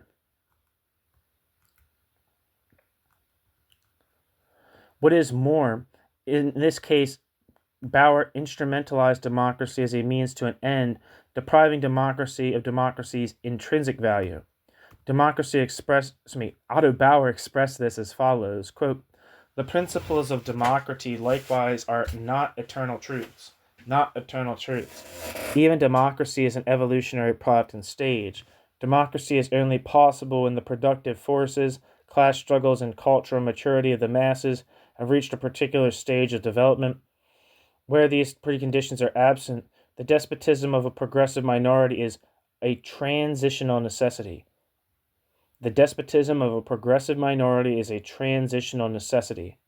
A temporarily indispensable tool of historical progress," end quote. Bauer. Auch die Prinzipien der Demokratie sind keine ewigen Wahrheiten. Ach, die Demokratie ist Entwicklungsprodukt und Entwicklungsphase. Nur auf bestimmter Entwicklungsphase der Produktivkräfte, der Klassenkämpfe, der kulturellen Reife der Masse ist die Demokratie möglich.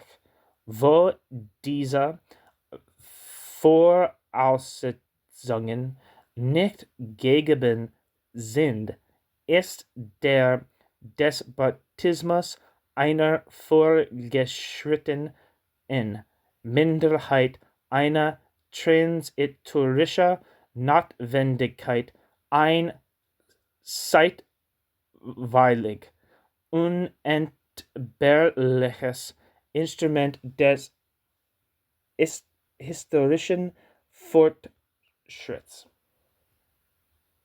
End footnote. Bauer presumed that under economically and politically backward conditions, socialism had to take a shape that differed from traditional models, according to which socialism corresponded with democracy. Bauer referred to this variation as, quote, despotic socialism, end quote. It is questionable as to whether Bauer, a Democrat and humanist, truly believed that one could build a new society on the renunciation of elementary rights and liberties. Rather, Otto Bauer endeavored to accentuate the role of compulsion as an accelerator of economic and socio-political transformations. Otto Bauer's position was informed by the determinist conception of history, from which Otto Bauer concluded that the methods of economic compulsion created economic foundations for socialism. Footnote. As previously referred to in this chapter, Bauer wanted to avoid the determinist conception of history. Nonetheless, it strongly characterized his general view of history. End footnote. These, in turn, provided the democratic foundations for the political and legal superstructure. However, Bauer did not essentially revise his view that socialism and democracy were inseparable. Rather than being a long-term programmatic perspective, his support for separating the two on Russian soil was a temporary tactic for the Russian Revolution. This is evidenced by the expectations that Bauer tied to, quote, despotic socialism, end quote, creating the foundations for the development of bourgeois democracy. Bauer engaged in a polemic with the Bolsheviks, who hoped that their revolutionary model would be adopted in Western Europe. Quote, the dictatorship of the proletariat in Russia does not amount to overcoming democracy, but represents a phase in democracy's development. The despotism of the proletariat has the historical mission to liberate the Russian peasant masses from the lack of culture to which czarist despotism has confined them, elevate them, and thus create the conditions for democracy in Russia. Contrary to what the theory of Bolshevism assumes, the dictatorship of the proletariat in Russia is therefore not the final ultimate form of the Russian state. Rather, it only represents a transitional stage in the Russian development that will, at most, last until the Russian popular masses are sufficiently culturally mature for the democratic state. Footnote: Die Diktatur des Proletariats in Russland ist nicht die Überwindung der Demokratie, sondern eine Phase der Entwicklung zur Demokratie. Der Despotismus des Proletariats hat die geschichtliche Aufgabe, die bauerliche Masse des russischen Volkes aus der Kulturlosigkeit, in der sie der zaristische Despotismus gehalten hat, emporzuheben und dadurch erst die Voraussetzungen der Demokratie in Russland zu schaffen.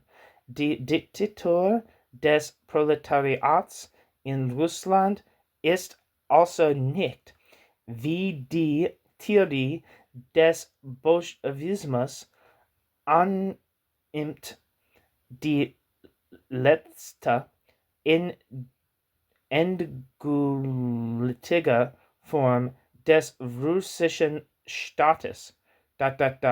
Sie ist vielmehr nur eine Durchgangsphase der russischen Entwicklung, die bestenfalls so lang dauern wird, bis die Masse des russischen Volkes kulturell reif wird für den demokratischen Staat.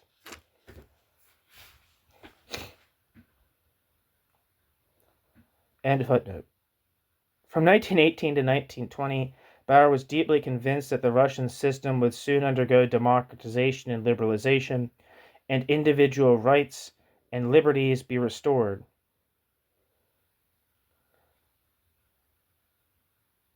Footnote: according to Hanisch, Bauer's hope for democratization of the communist dictatorship was the key element of his ambivalent attitude towards the Soviet Union, often leading to alarming errors in judgments.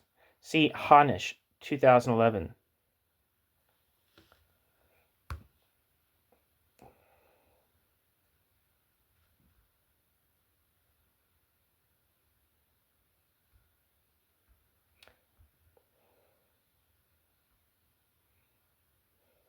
What year is that we're looking for? 2011.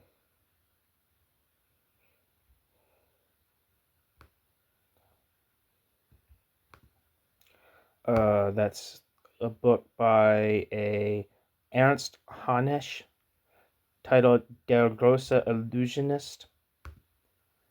Otto Bauer, 1881 to 1938.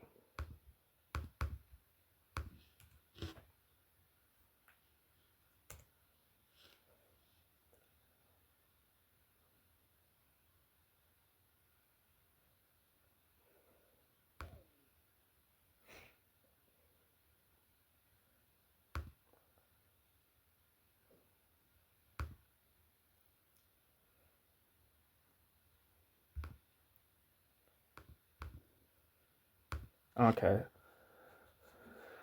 So the description for this book in German, The Great Illusionist, Otto Bauer, 1881 to 1938, by who? Ernst Hanisch?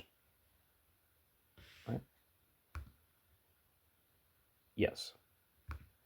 The description of this book says, Otto Bauer's dream of socialism has been shattered, but the question of a fairer society is more relevant than ever. What can we learn from Bauer's biography today? Bauer combined the highest level of intelligence, a sharp ability to analyze in many areas, with a hope for a better future for humanity. Bauer was not a cynic of power, but a modest, rather shy person. In critical situations, Otto Bauer was afraid of power. As a brilliant rhetorician and theoretician, however, the leading social democrat had a significant influence on the history of the Austrian First Republic. 70 years after Otto Bauer's death, the bright and dark sides of this politician and person are being comprehensively analyzed and critically evaluated for the first time.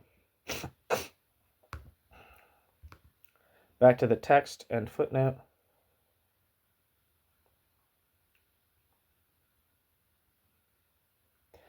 Otto Bauer's assessment of despotic socialism bore, in fact, the anticipation of the imminent end of Bolshevik dictatorship. Bauer fell victim to idealism that had more to do with his emotional relationship to the Russian Revolution than it did with a rational assessment of reality. In his text, Der neue Kurs in Soviet Russland, Soviet Russia's, quote, new policy, he cited the two most likely scenarios for the demise of the dictatorship. From above, a process of democratization initiated and directed by the Communist Party, and from below, forced by the revolutionary resistance of the working masses,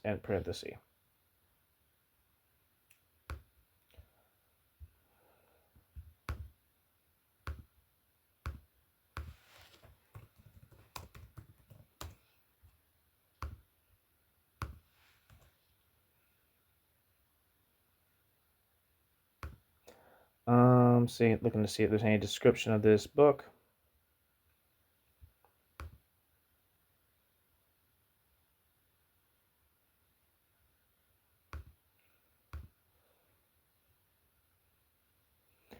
Not seeing anything for it.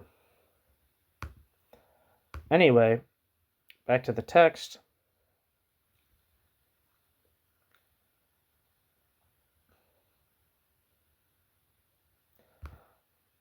One second.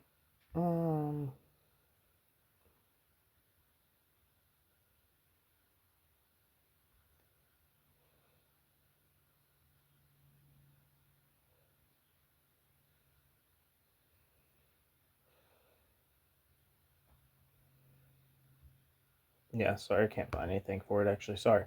Back to the text. In case both prognoses turned out to be wrong, Otto Bauer outlined the following scenario.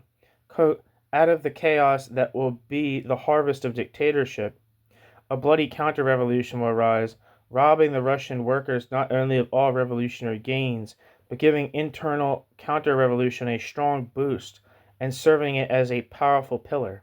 End quote. And that's translated from the German, which says, aus dem Chaos, das der Diktator Erbe sein wird dann die blutige Counterrevolution hervorgehen, die nicht nur die russischen Arbeiter aller revolutionären Errungenschaften berauben, sondern auch der internationalen Counterrevolution starken Antrieb und eine mächtige Stütze geben kann. End footnote. Only one position that Bauer tenaciously upheld until the end of his life was accurate, although it only came to fruition after a long historic period, i.e., the undoing of the dictatorship by the oppressed masses. However, Bauer was not alone among Western European social democrats who generally underestimated the Bolsheviks' ability to remain in power. Many theorists of European social democracy, such as Rosa Luxemburg, concurred with Bauer's positions, including his belief that the dictatorship was digging its own grave.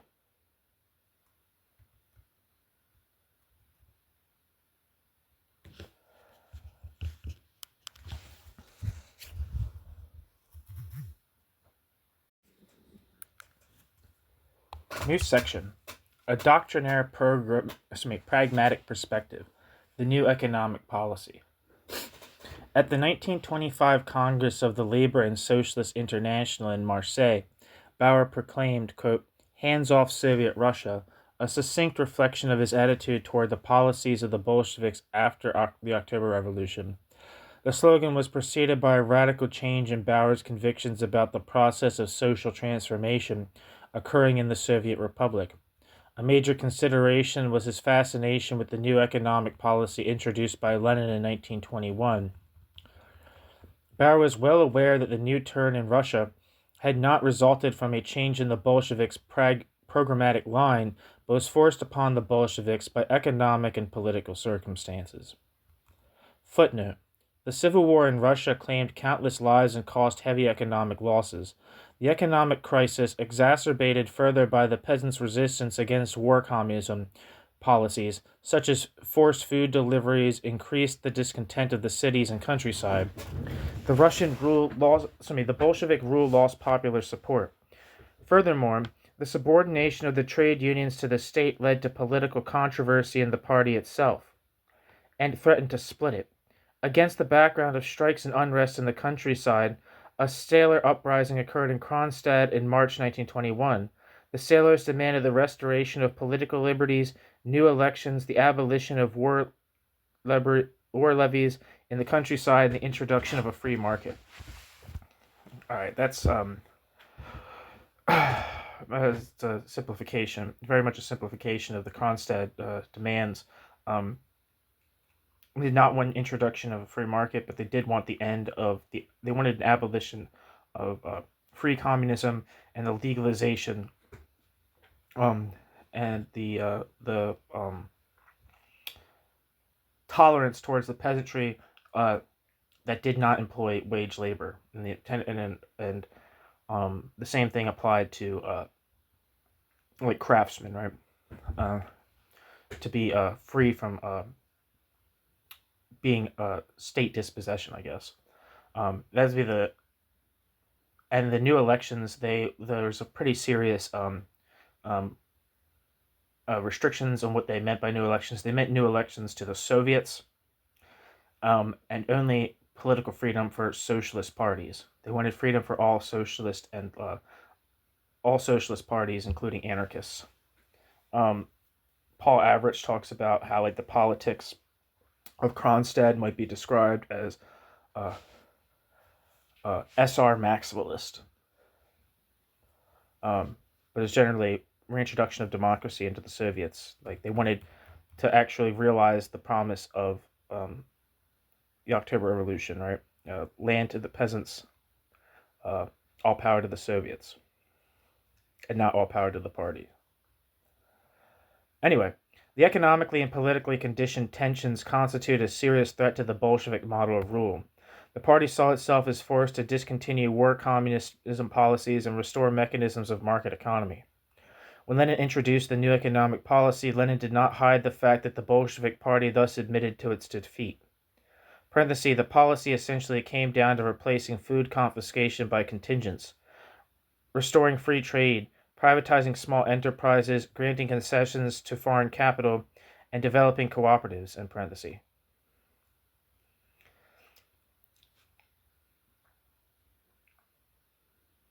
Lenin regarded the retreat as a necessary tactical change rather than a matter of programmatic principle.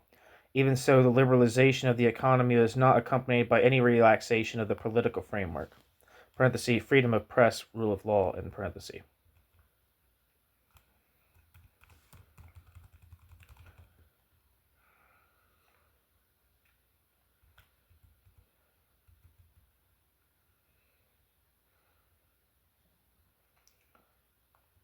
End footnote. Where the hell am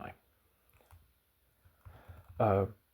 Otto Bauer took Lenin's decision as validation of his earlier theories, especially his view that the attempt to build socialism in a backward country by means of compulsion would result in an utter fiasco.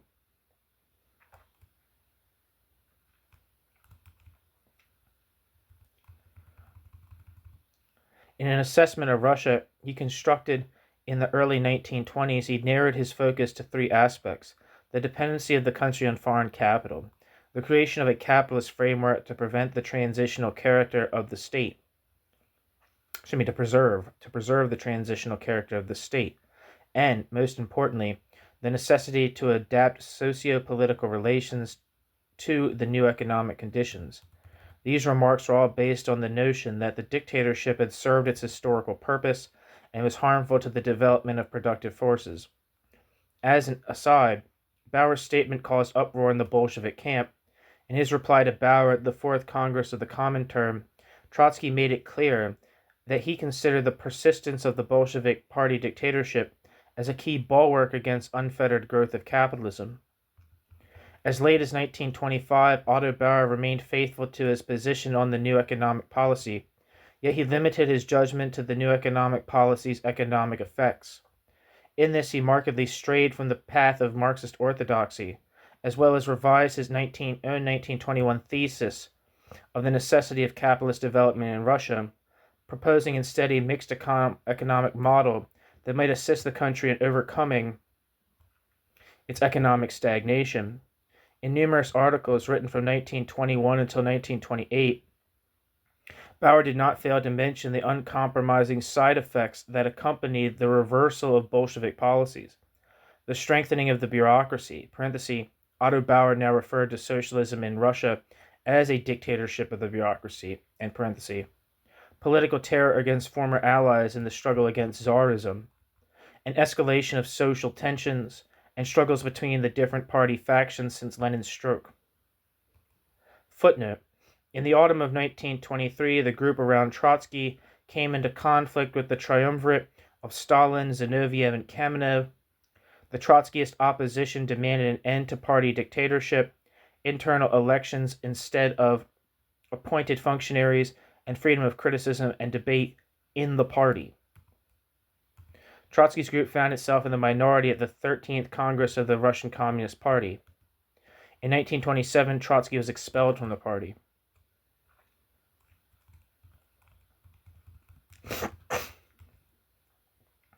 Nevertheless, Bauer, while criticizing these phenomena, objected to the demand issued by Trotsky in The Revolution Betrayed for a political revolution in order to eradicate the dictatorship. In Bauer's view, such a revolution would shatter the unstable condition of the USSR and strengthen counter-revolutionary forces within and outside of Russia. Bauer thought that the Soviet government itself could dispose of bureaucracy and put an end to violence and political and economic terror by introducing a democratic national constitution and democratic regulations for workplaces. Bauer argued in this vein at congresses of the Labor and Socialist International. While criticizing the methods of Bolshevism, Otto Bauer sided with the embattled USSR and argued that the Soviet state must be protected against imperialist intervention. His position was manifested in the resolution adopted at the LSI Congress in Hamburg and was maintained at the LSI Congress in Marseille and Brussels. Footnote: the participants of the Hamburg Congress passed a resolution that expressed solidarity with the victims of Bolshevik terror and at the same time called upon the working class to resist the intervention of capitalist states in the Soviet Union. It furthermore demanded that these governments take up economic and diplomatic cooperation with the USSR. Compare Protocol of the International Socialist Workers' Congress in Hamburg, 21st to the 25th of May 1923. This was also the position that the Socialist International advocated until 1939. End footnote. In 1929, the LSI executive rejected a motion submitted by Dan and Abramovitz that spoke of the inevitability of civil war and victory of the counter-revolution in the Soviet Union. These resolutions by no means implied that Bauer was prepared to collaborate with the Communist International even temporarily. On the contrary, among most of the LSI leaders, Bauer was hostile to the Comintern.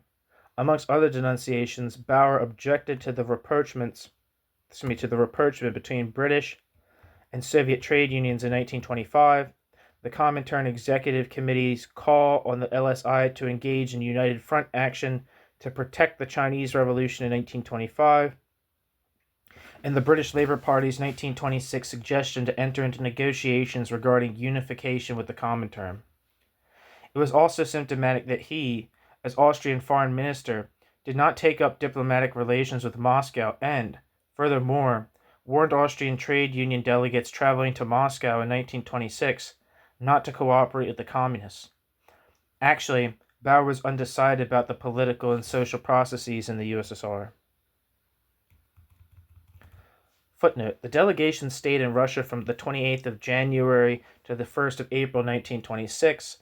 In this time, it visited Minsk, Moscow, Leningrad, and Charkov, and reported to the shop steward meeting in Vienna on the 17th of April. At the time, Bauer was ambiguous. On the one hand, he recommended drawing lessons from the Russian experience, and on the other, he sharply criticized the communist regime.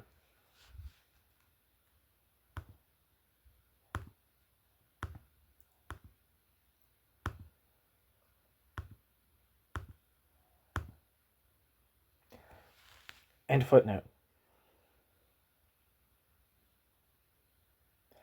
As chair of the, quote, Committee Against the Danger of War in the East, end quote, at the Marseille Congress, he called upon delegates to reject a demand made by Kautsky and the Georgian social revolutionaries that the LSI support spontaneous national uprisings in the USSR.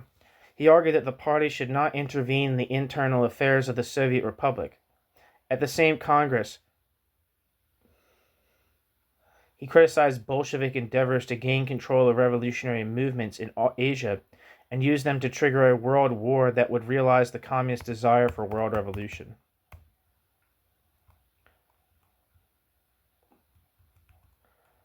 The question arises as to why relations between the Austrian socialists and the USSR were so tense. Bauer expected two outcomes. First, the swift democratization of the Soviet system. Second, the Comintern's recognition that the Social Democratic Party type was the most desirable model for organizing the working class under conditions of advanced capitalism, and its programs the only valid strategy for action. However, in light of the Third International's challenging attacks against the Labor and Socialist International, and because of permanent mutual criticism, cooperation between the two groups was out of the question from the outset.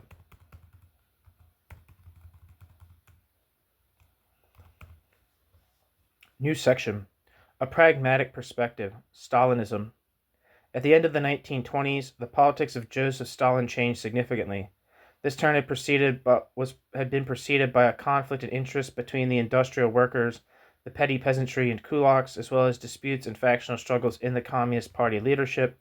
From 1925 onward, these were centered on two aspects: the possibility of building socialism in an isolated country, and the question of peasants who had become rich due to the new economic policy.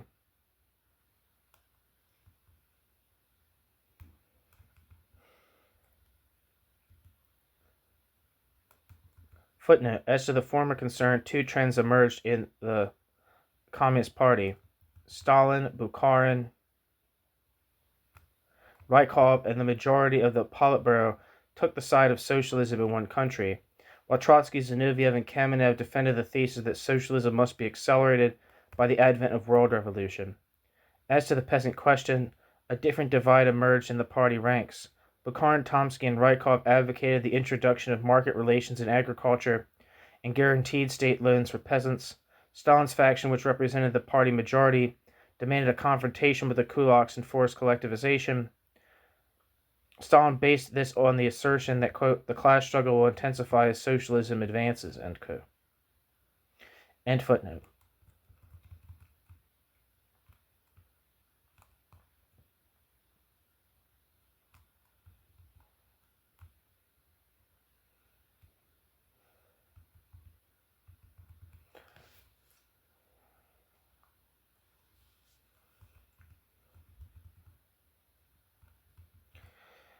The victory of Stalin's line within the party heralded a break with its Leninist past and the liquidation of the left. Trotsky, Zinoviev, Kamenev, and Right, Bukharin, oppositional factions in 1928. In 1929, the new economic policy suffered a defeat, leading to forced collectivization. The first five-year plan, adopted in 1929, outlined a perspective of rapid industrialization, electrification, new methods of planned economy, and forced collectivization. The price the Soviet people would have to pay was a tougher political line and a rise in political terror. With the introduction of the first five-year plan, Bauer's attitude underwent another transformation. Bauer's former repudiation of that it was possible to build socialism in an economically underdeveloped country mutated into its extreme opposite. Paradoxically, Otto Bauer's newfound positive view of the socio-economic events in Russia coexisted with his continued hope for imminent democratization of the political system, particularly Bauer's last works, Rationalisierung, Fehlrationalisierung,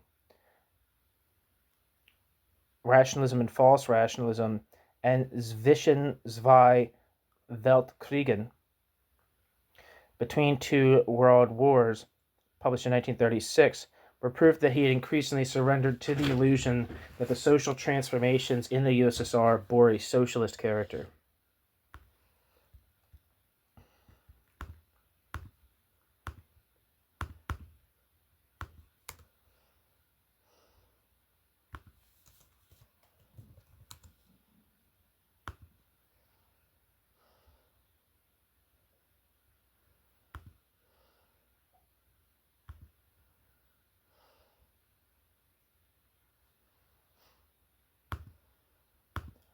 I'm not seeing any description for the first one. Rationalization and false rationalization.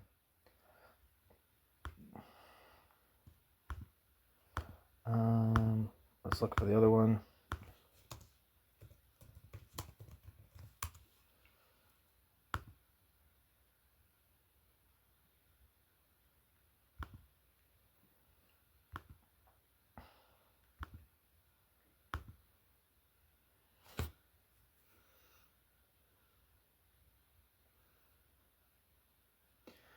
The description says, quote, "As surely as socialism must do everything in its power to postpone war as long as possible, it must also educate the working class to be prepared to exploit the shock of war to capitalist society, the capitalist state, and the state apparatus of violence in order to seize state power and thereby liberate the proletariat," end quote. I'm guessing that's from Otto Bauer. And it says, Otto Bauer, 1881 to 1938, is considered the most important theoretician of Austromarxism, a political movement on the left wing of international social democracy that had its greatest impact from the early 20th century until the eve of the Second World War. This edition is a completely revised version of the original published in 1936, with a foreword by the editor on the life and work of Otto Bauer.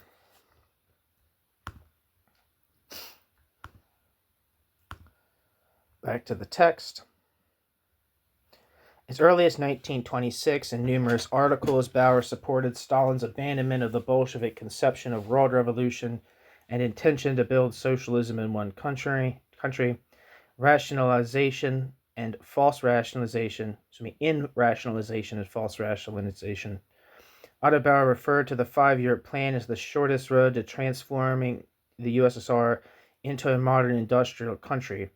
His approval of this policy and emphasis on its economic and social gains, such as increased productivity, falling levels of unemployment, and migration of peasants into the cities, had an objective: capitalism's recession in Germany and the United States.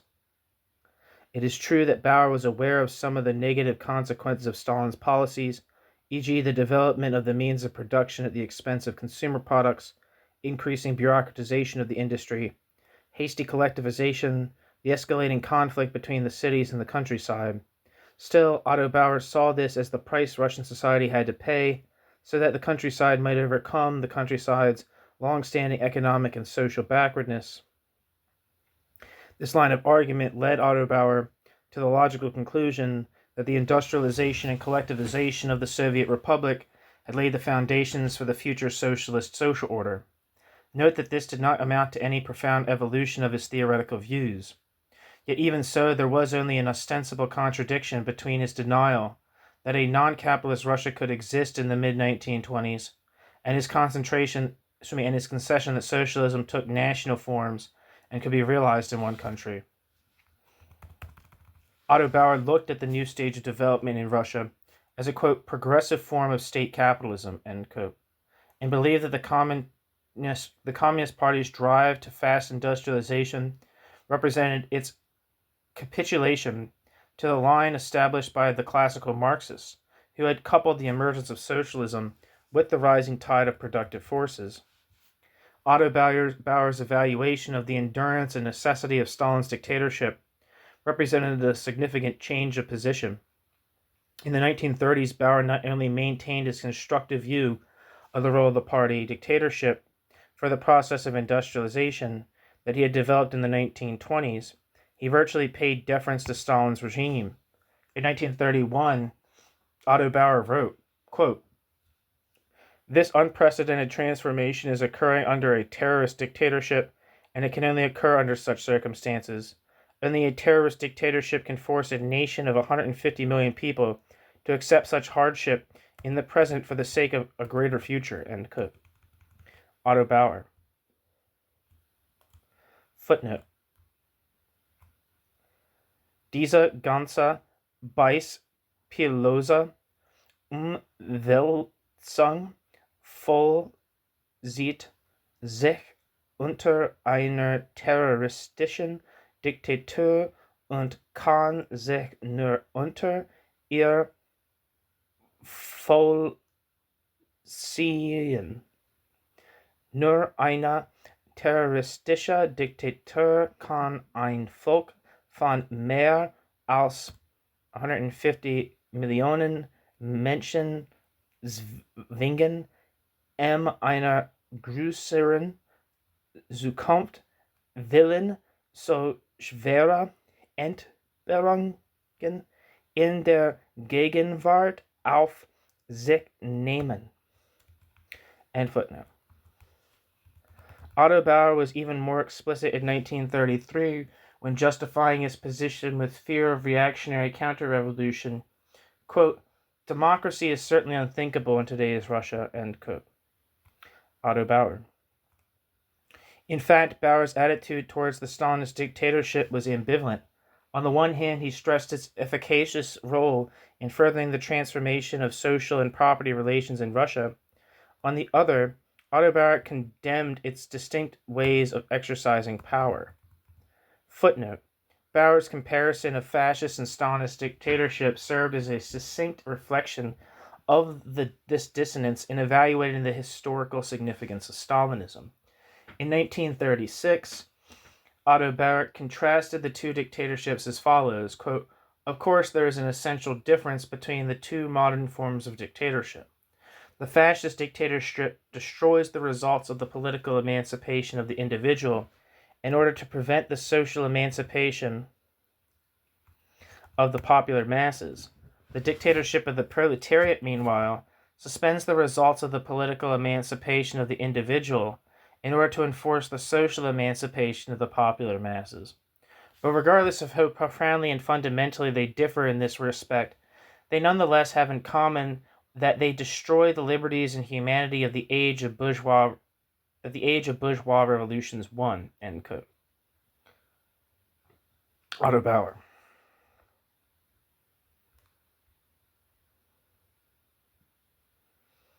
End footnote.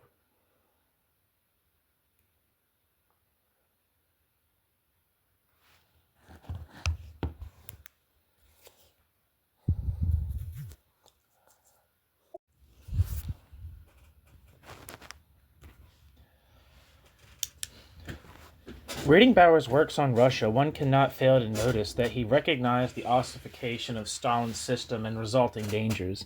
In the 1930s, he's based his standpoint on two elementary assumptions. Firstly, the sentimental belief that a socialist society would arise from the process initiated by Lenin and the Bolshevik Party, which is not validated by the actual events occurring in the Soviet Republic. Secondly, that the existence of the USSR offered hope for the international working class. At the SDAP Party Congress of 1932, when commenting on the situation in Russia, Otto Bauer stated that the demise of the Soviet regime would, quote, "strengthen reaction all over the world. The breakdown of the Great Experiment would shatter the belief in the possibility of a socialist mode of production everywhere in the world for a long time," end quote. Our translation. Die Reaktion in der ganzen Welt stärken Der Zusammenbruch des großen Versuchs würde den Glauben an die Möglichkeit einer sozialistischen Produktionsweise in der ganzen Welt für geraume Zeit erschüttern.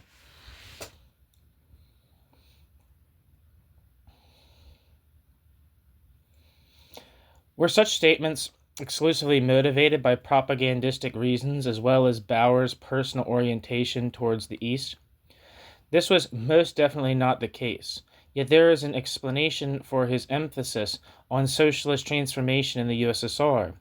The Social Democrats' fallacious belief in a peaceful road to socialism was destroyed by the defeat of the workers' movement in Western Europe from 1933 until 1934.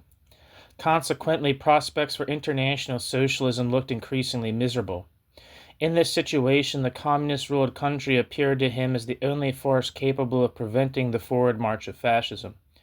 Bauer was convinced that the future of the international working class depended on whether, quote, ... it will be to defend the great world historic gains of the Great Russian Revolution, beat the mortal enemy of the working class, fascism, take advantage of the great convulsion that a new war will bring to the capitalist world, and overcome the capitalist barbarism of exploitation, unemployment, and class rule.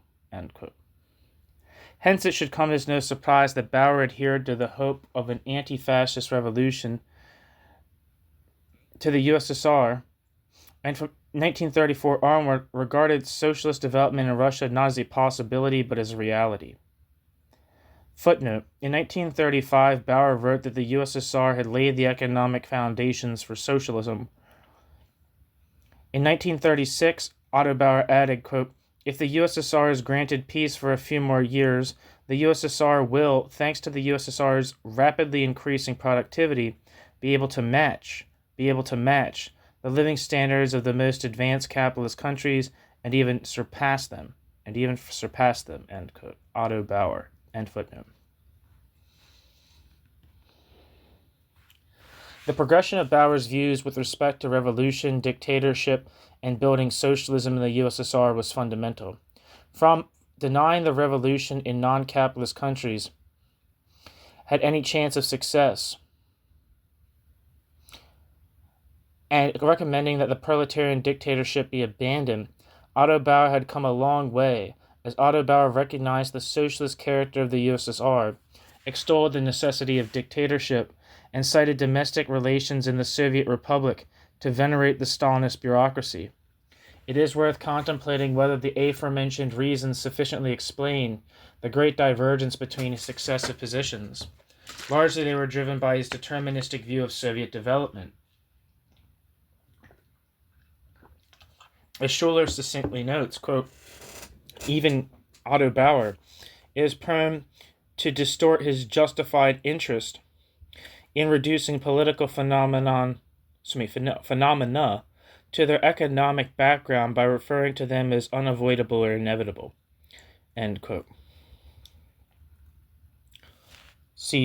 Footnote. See Schuller, 1979.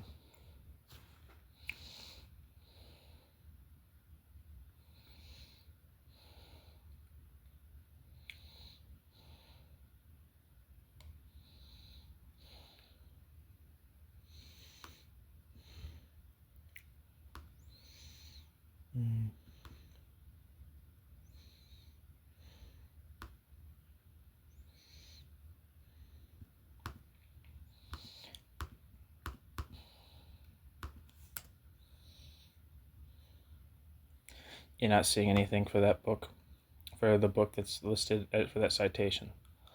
Anyway, end footnote. Bauer believed with absolute certainty that the economic consequences of the 5-year plan would precede the cultural emancipation of the working class, which in turn would transform the communist regime into a democratic republic ruled by law. That is why until 1936 he maintained against all evidence that Stalin's dictatorship was a necessary step on the road towards detotalitarianizing the system.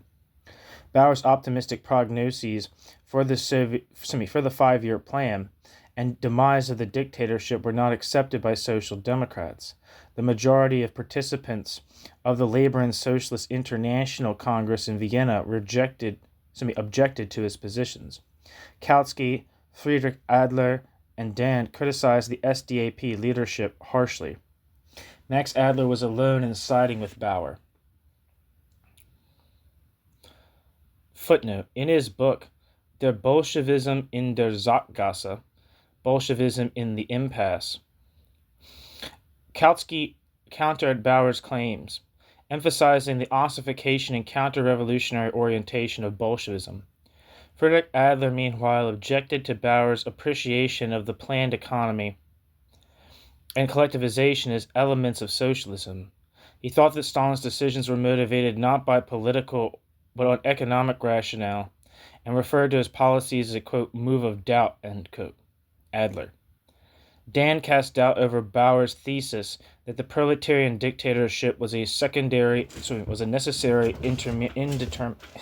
intermediate stage. He viewed Bauer's claim that the Russian communists could soon develop production and raise consumption as utopian. Only Max Adler stressed the revolutionary character of the Stalinist dictatorship, justified the terror against the kulaks as an economic necessity of the proletarian revolution, supported the attempt at building socialism in one country, and called upon the Mensheviks to side with Stalin's party. End footnote. Yet Bauer was deaf to criticism. Bauer refused to revise his position even when information about mass deportations and growing repression against the old power apparatus culminating in the infamous Moscow trials reached to Vienna.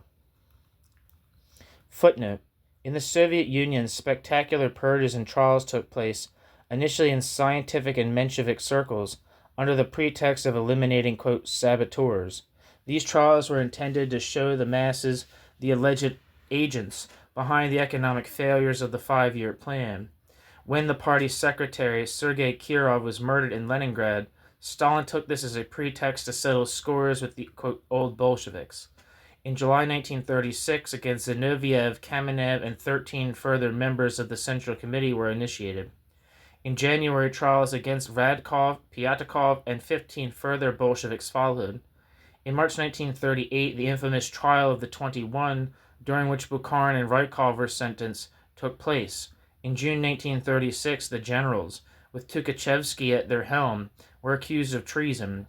The official justification for the Great Purge, in the course of which 70% of Central Committee members were executed, were accusations of sabotage, plans for a political coup, and espionage on behalf of Western states. End footnote.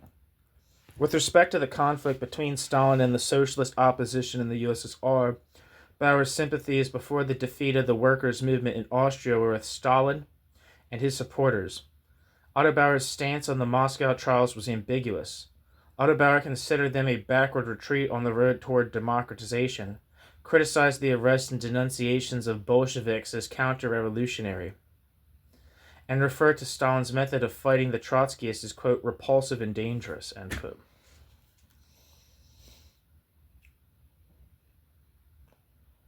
However, Otto Bauer also blamed the Trotskyists for the Moscow trials, claiming they were planning a second revolution. Although Otto Bauer castigated the Trotskyist politics as sectarian, Otto Bauer objected to the idea of an official LSI motion in protest at the Zinoviev and Kamenev trials, demanding that the International dissociate itself from Zinoviev and Kamenev's views.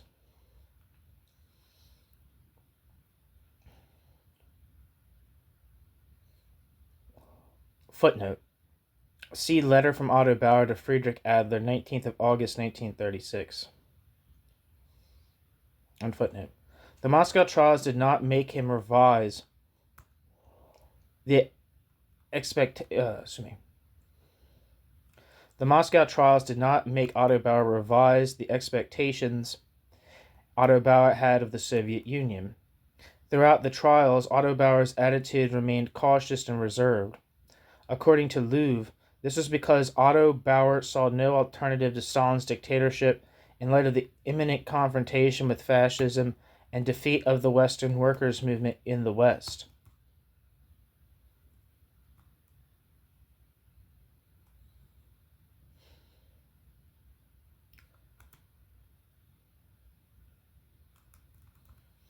The criminal nature of this dictatorship escaped Bauer's attention.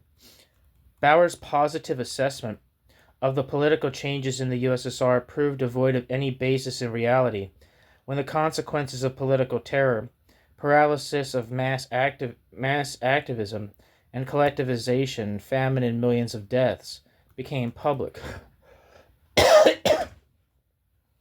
Although details of the effects of Stalin's policies, such as the full extent of repression, were unavailable in the West, the general situation in the USSR was well known due to reports from the Russian diaspora. Social revolutionaries, social democratic trade union activists, and Austrian communists who were in touch with the Comintern. Bauer felt betrayed by Stalin's politics.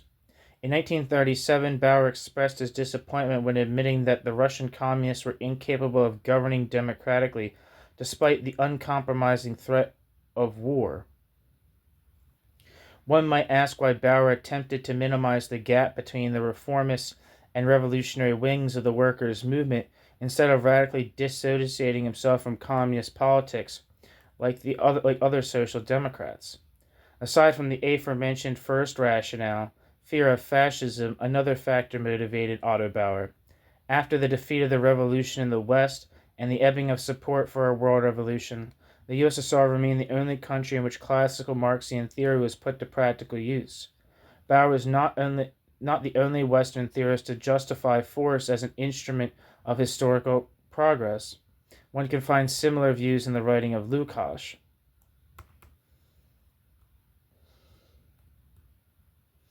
Lukács was a Stalinist, or at the very least capitulated to Stalinism for a large portion, when it mattered most, I would say.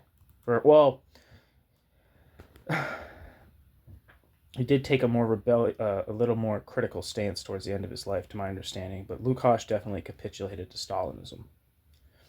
None of these thinkers recognized the autonomous mechanism of political terror for what it was, nor its imminent tendency to subject all classes, social groups, and aspects of life to totalitarian rule. Only one of Bauer's prognoses was confirmed. The power of dictatorship is based not on formal institutions, but on the ability to influence the masses ideologically.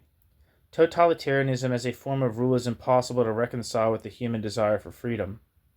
A state of total indoctrination of society is impossible to achieve, and the moment when people demand their freedom back is inevitable. It was in Bauer's analysis and statements regarding the Soviet Union that a deterministic conception of history was at its most pronounced, more so than in his other theories. Here, Otto Bauer viewed all relations, social and especially political, as subordinate to economics. From this, Otto Bauer concluded that transformations in the economic structure of society inevitably predetermine political phenomena which can all be predicted. Footnote. For Lesser and Louvre, this understanding of history was the greatest weakness of Bauer's concept. With respect to Bolshevism, I agree with their judgment. End footnote. Otto Bauer's conclusion had little to do with the reality in the Soviet Union. The end.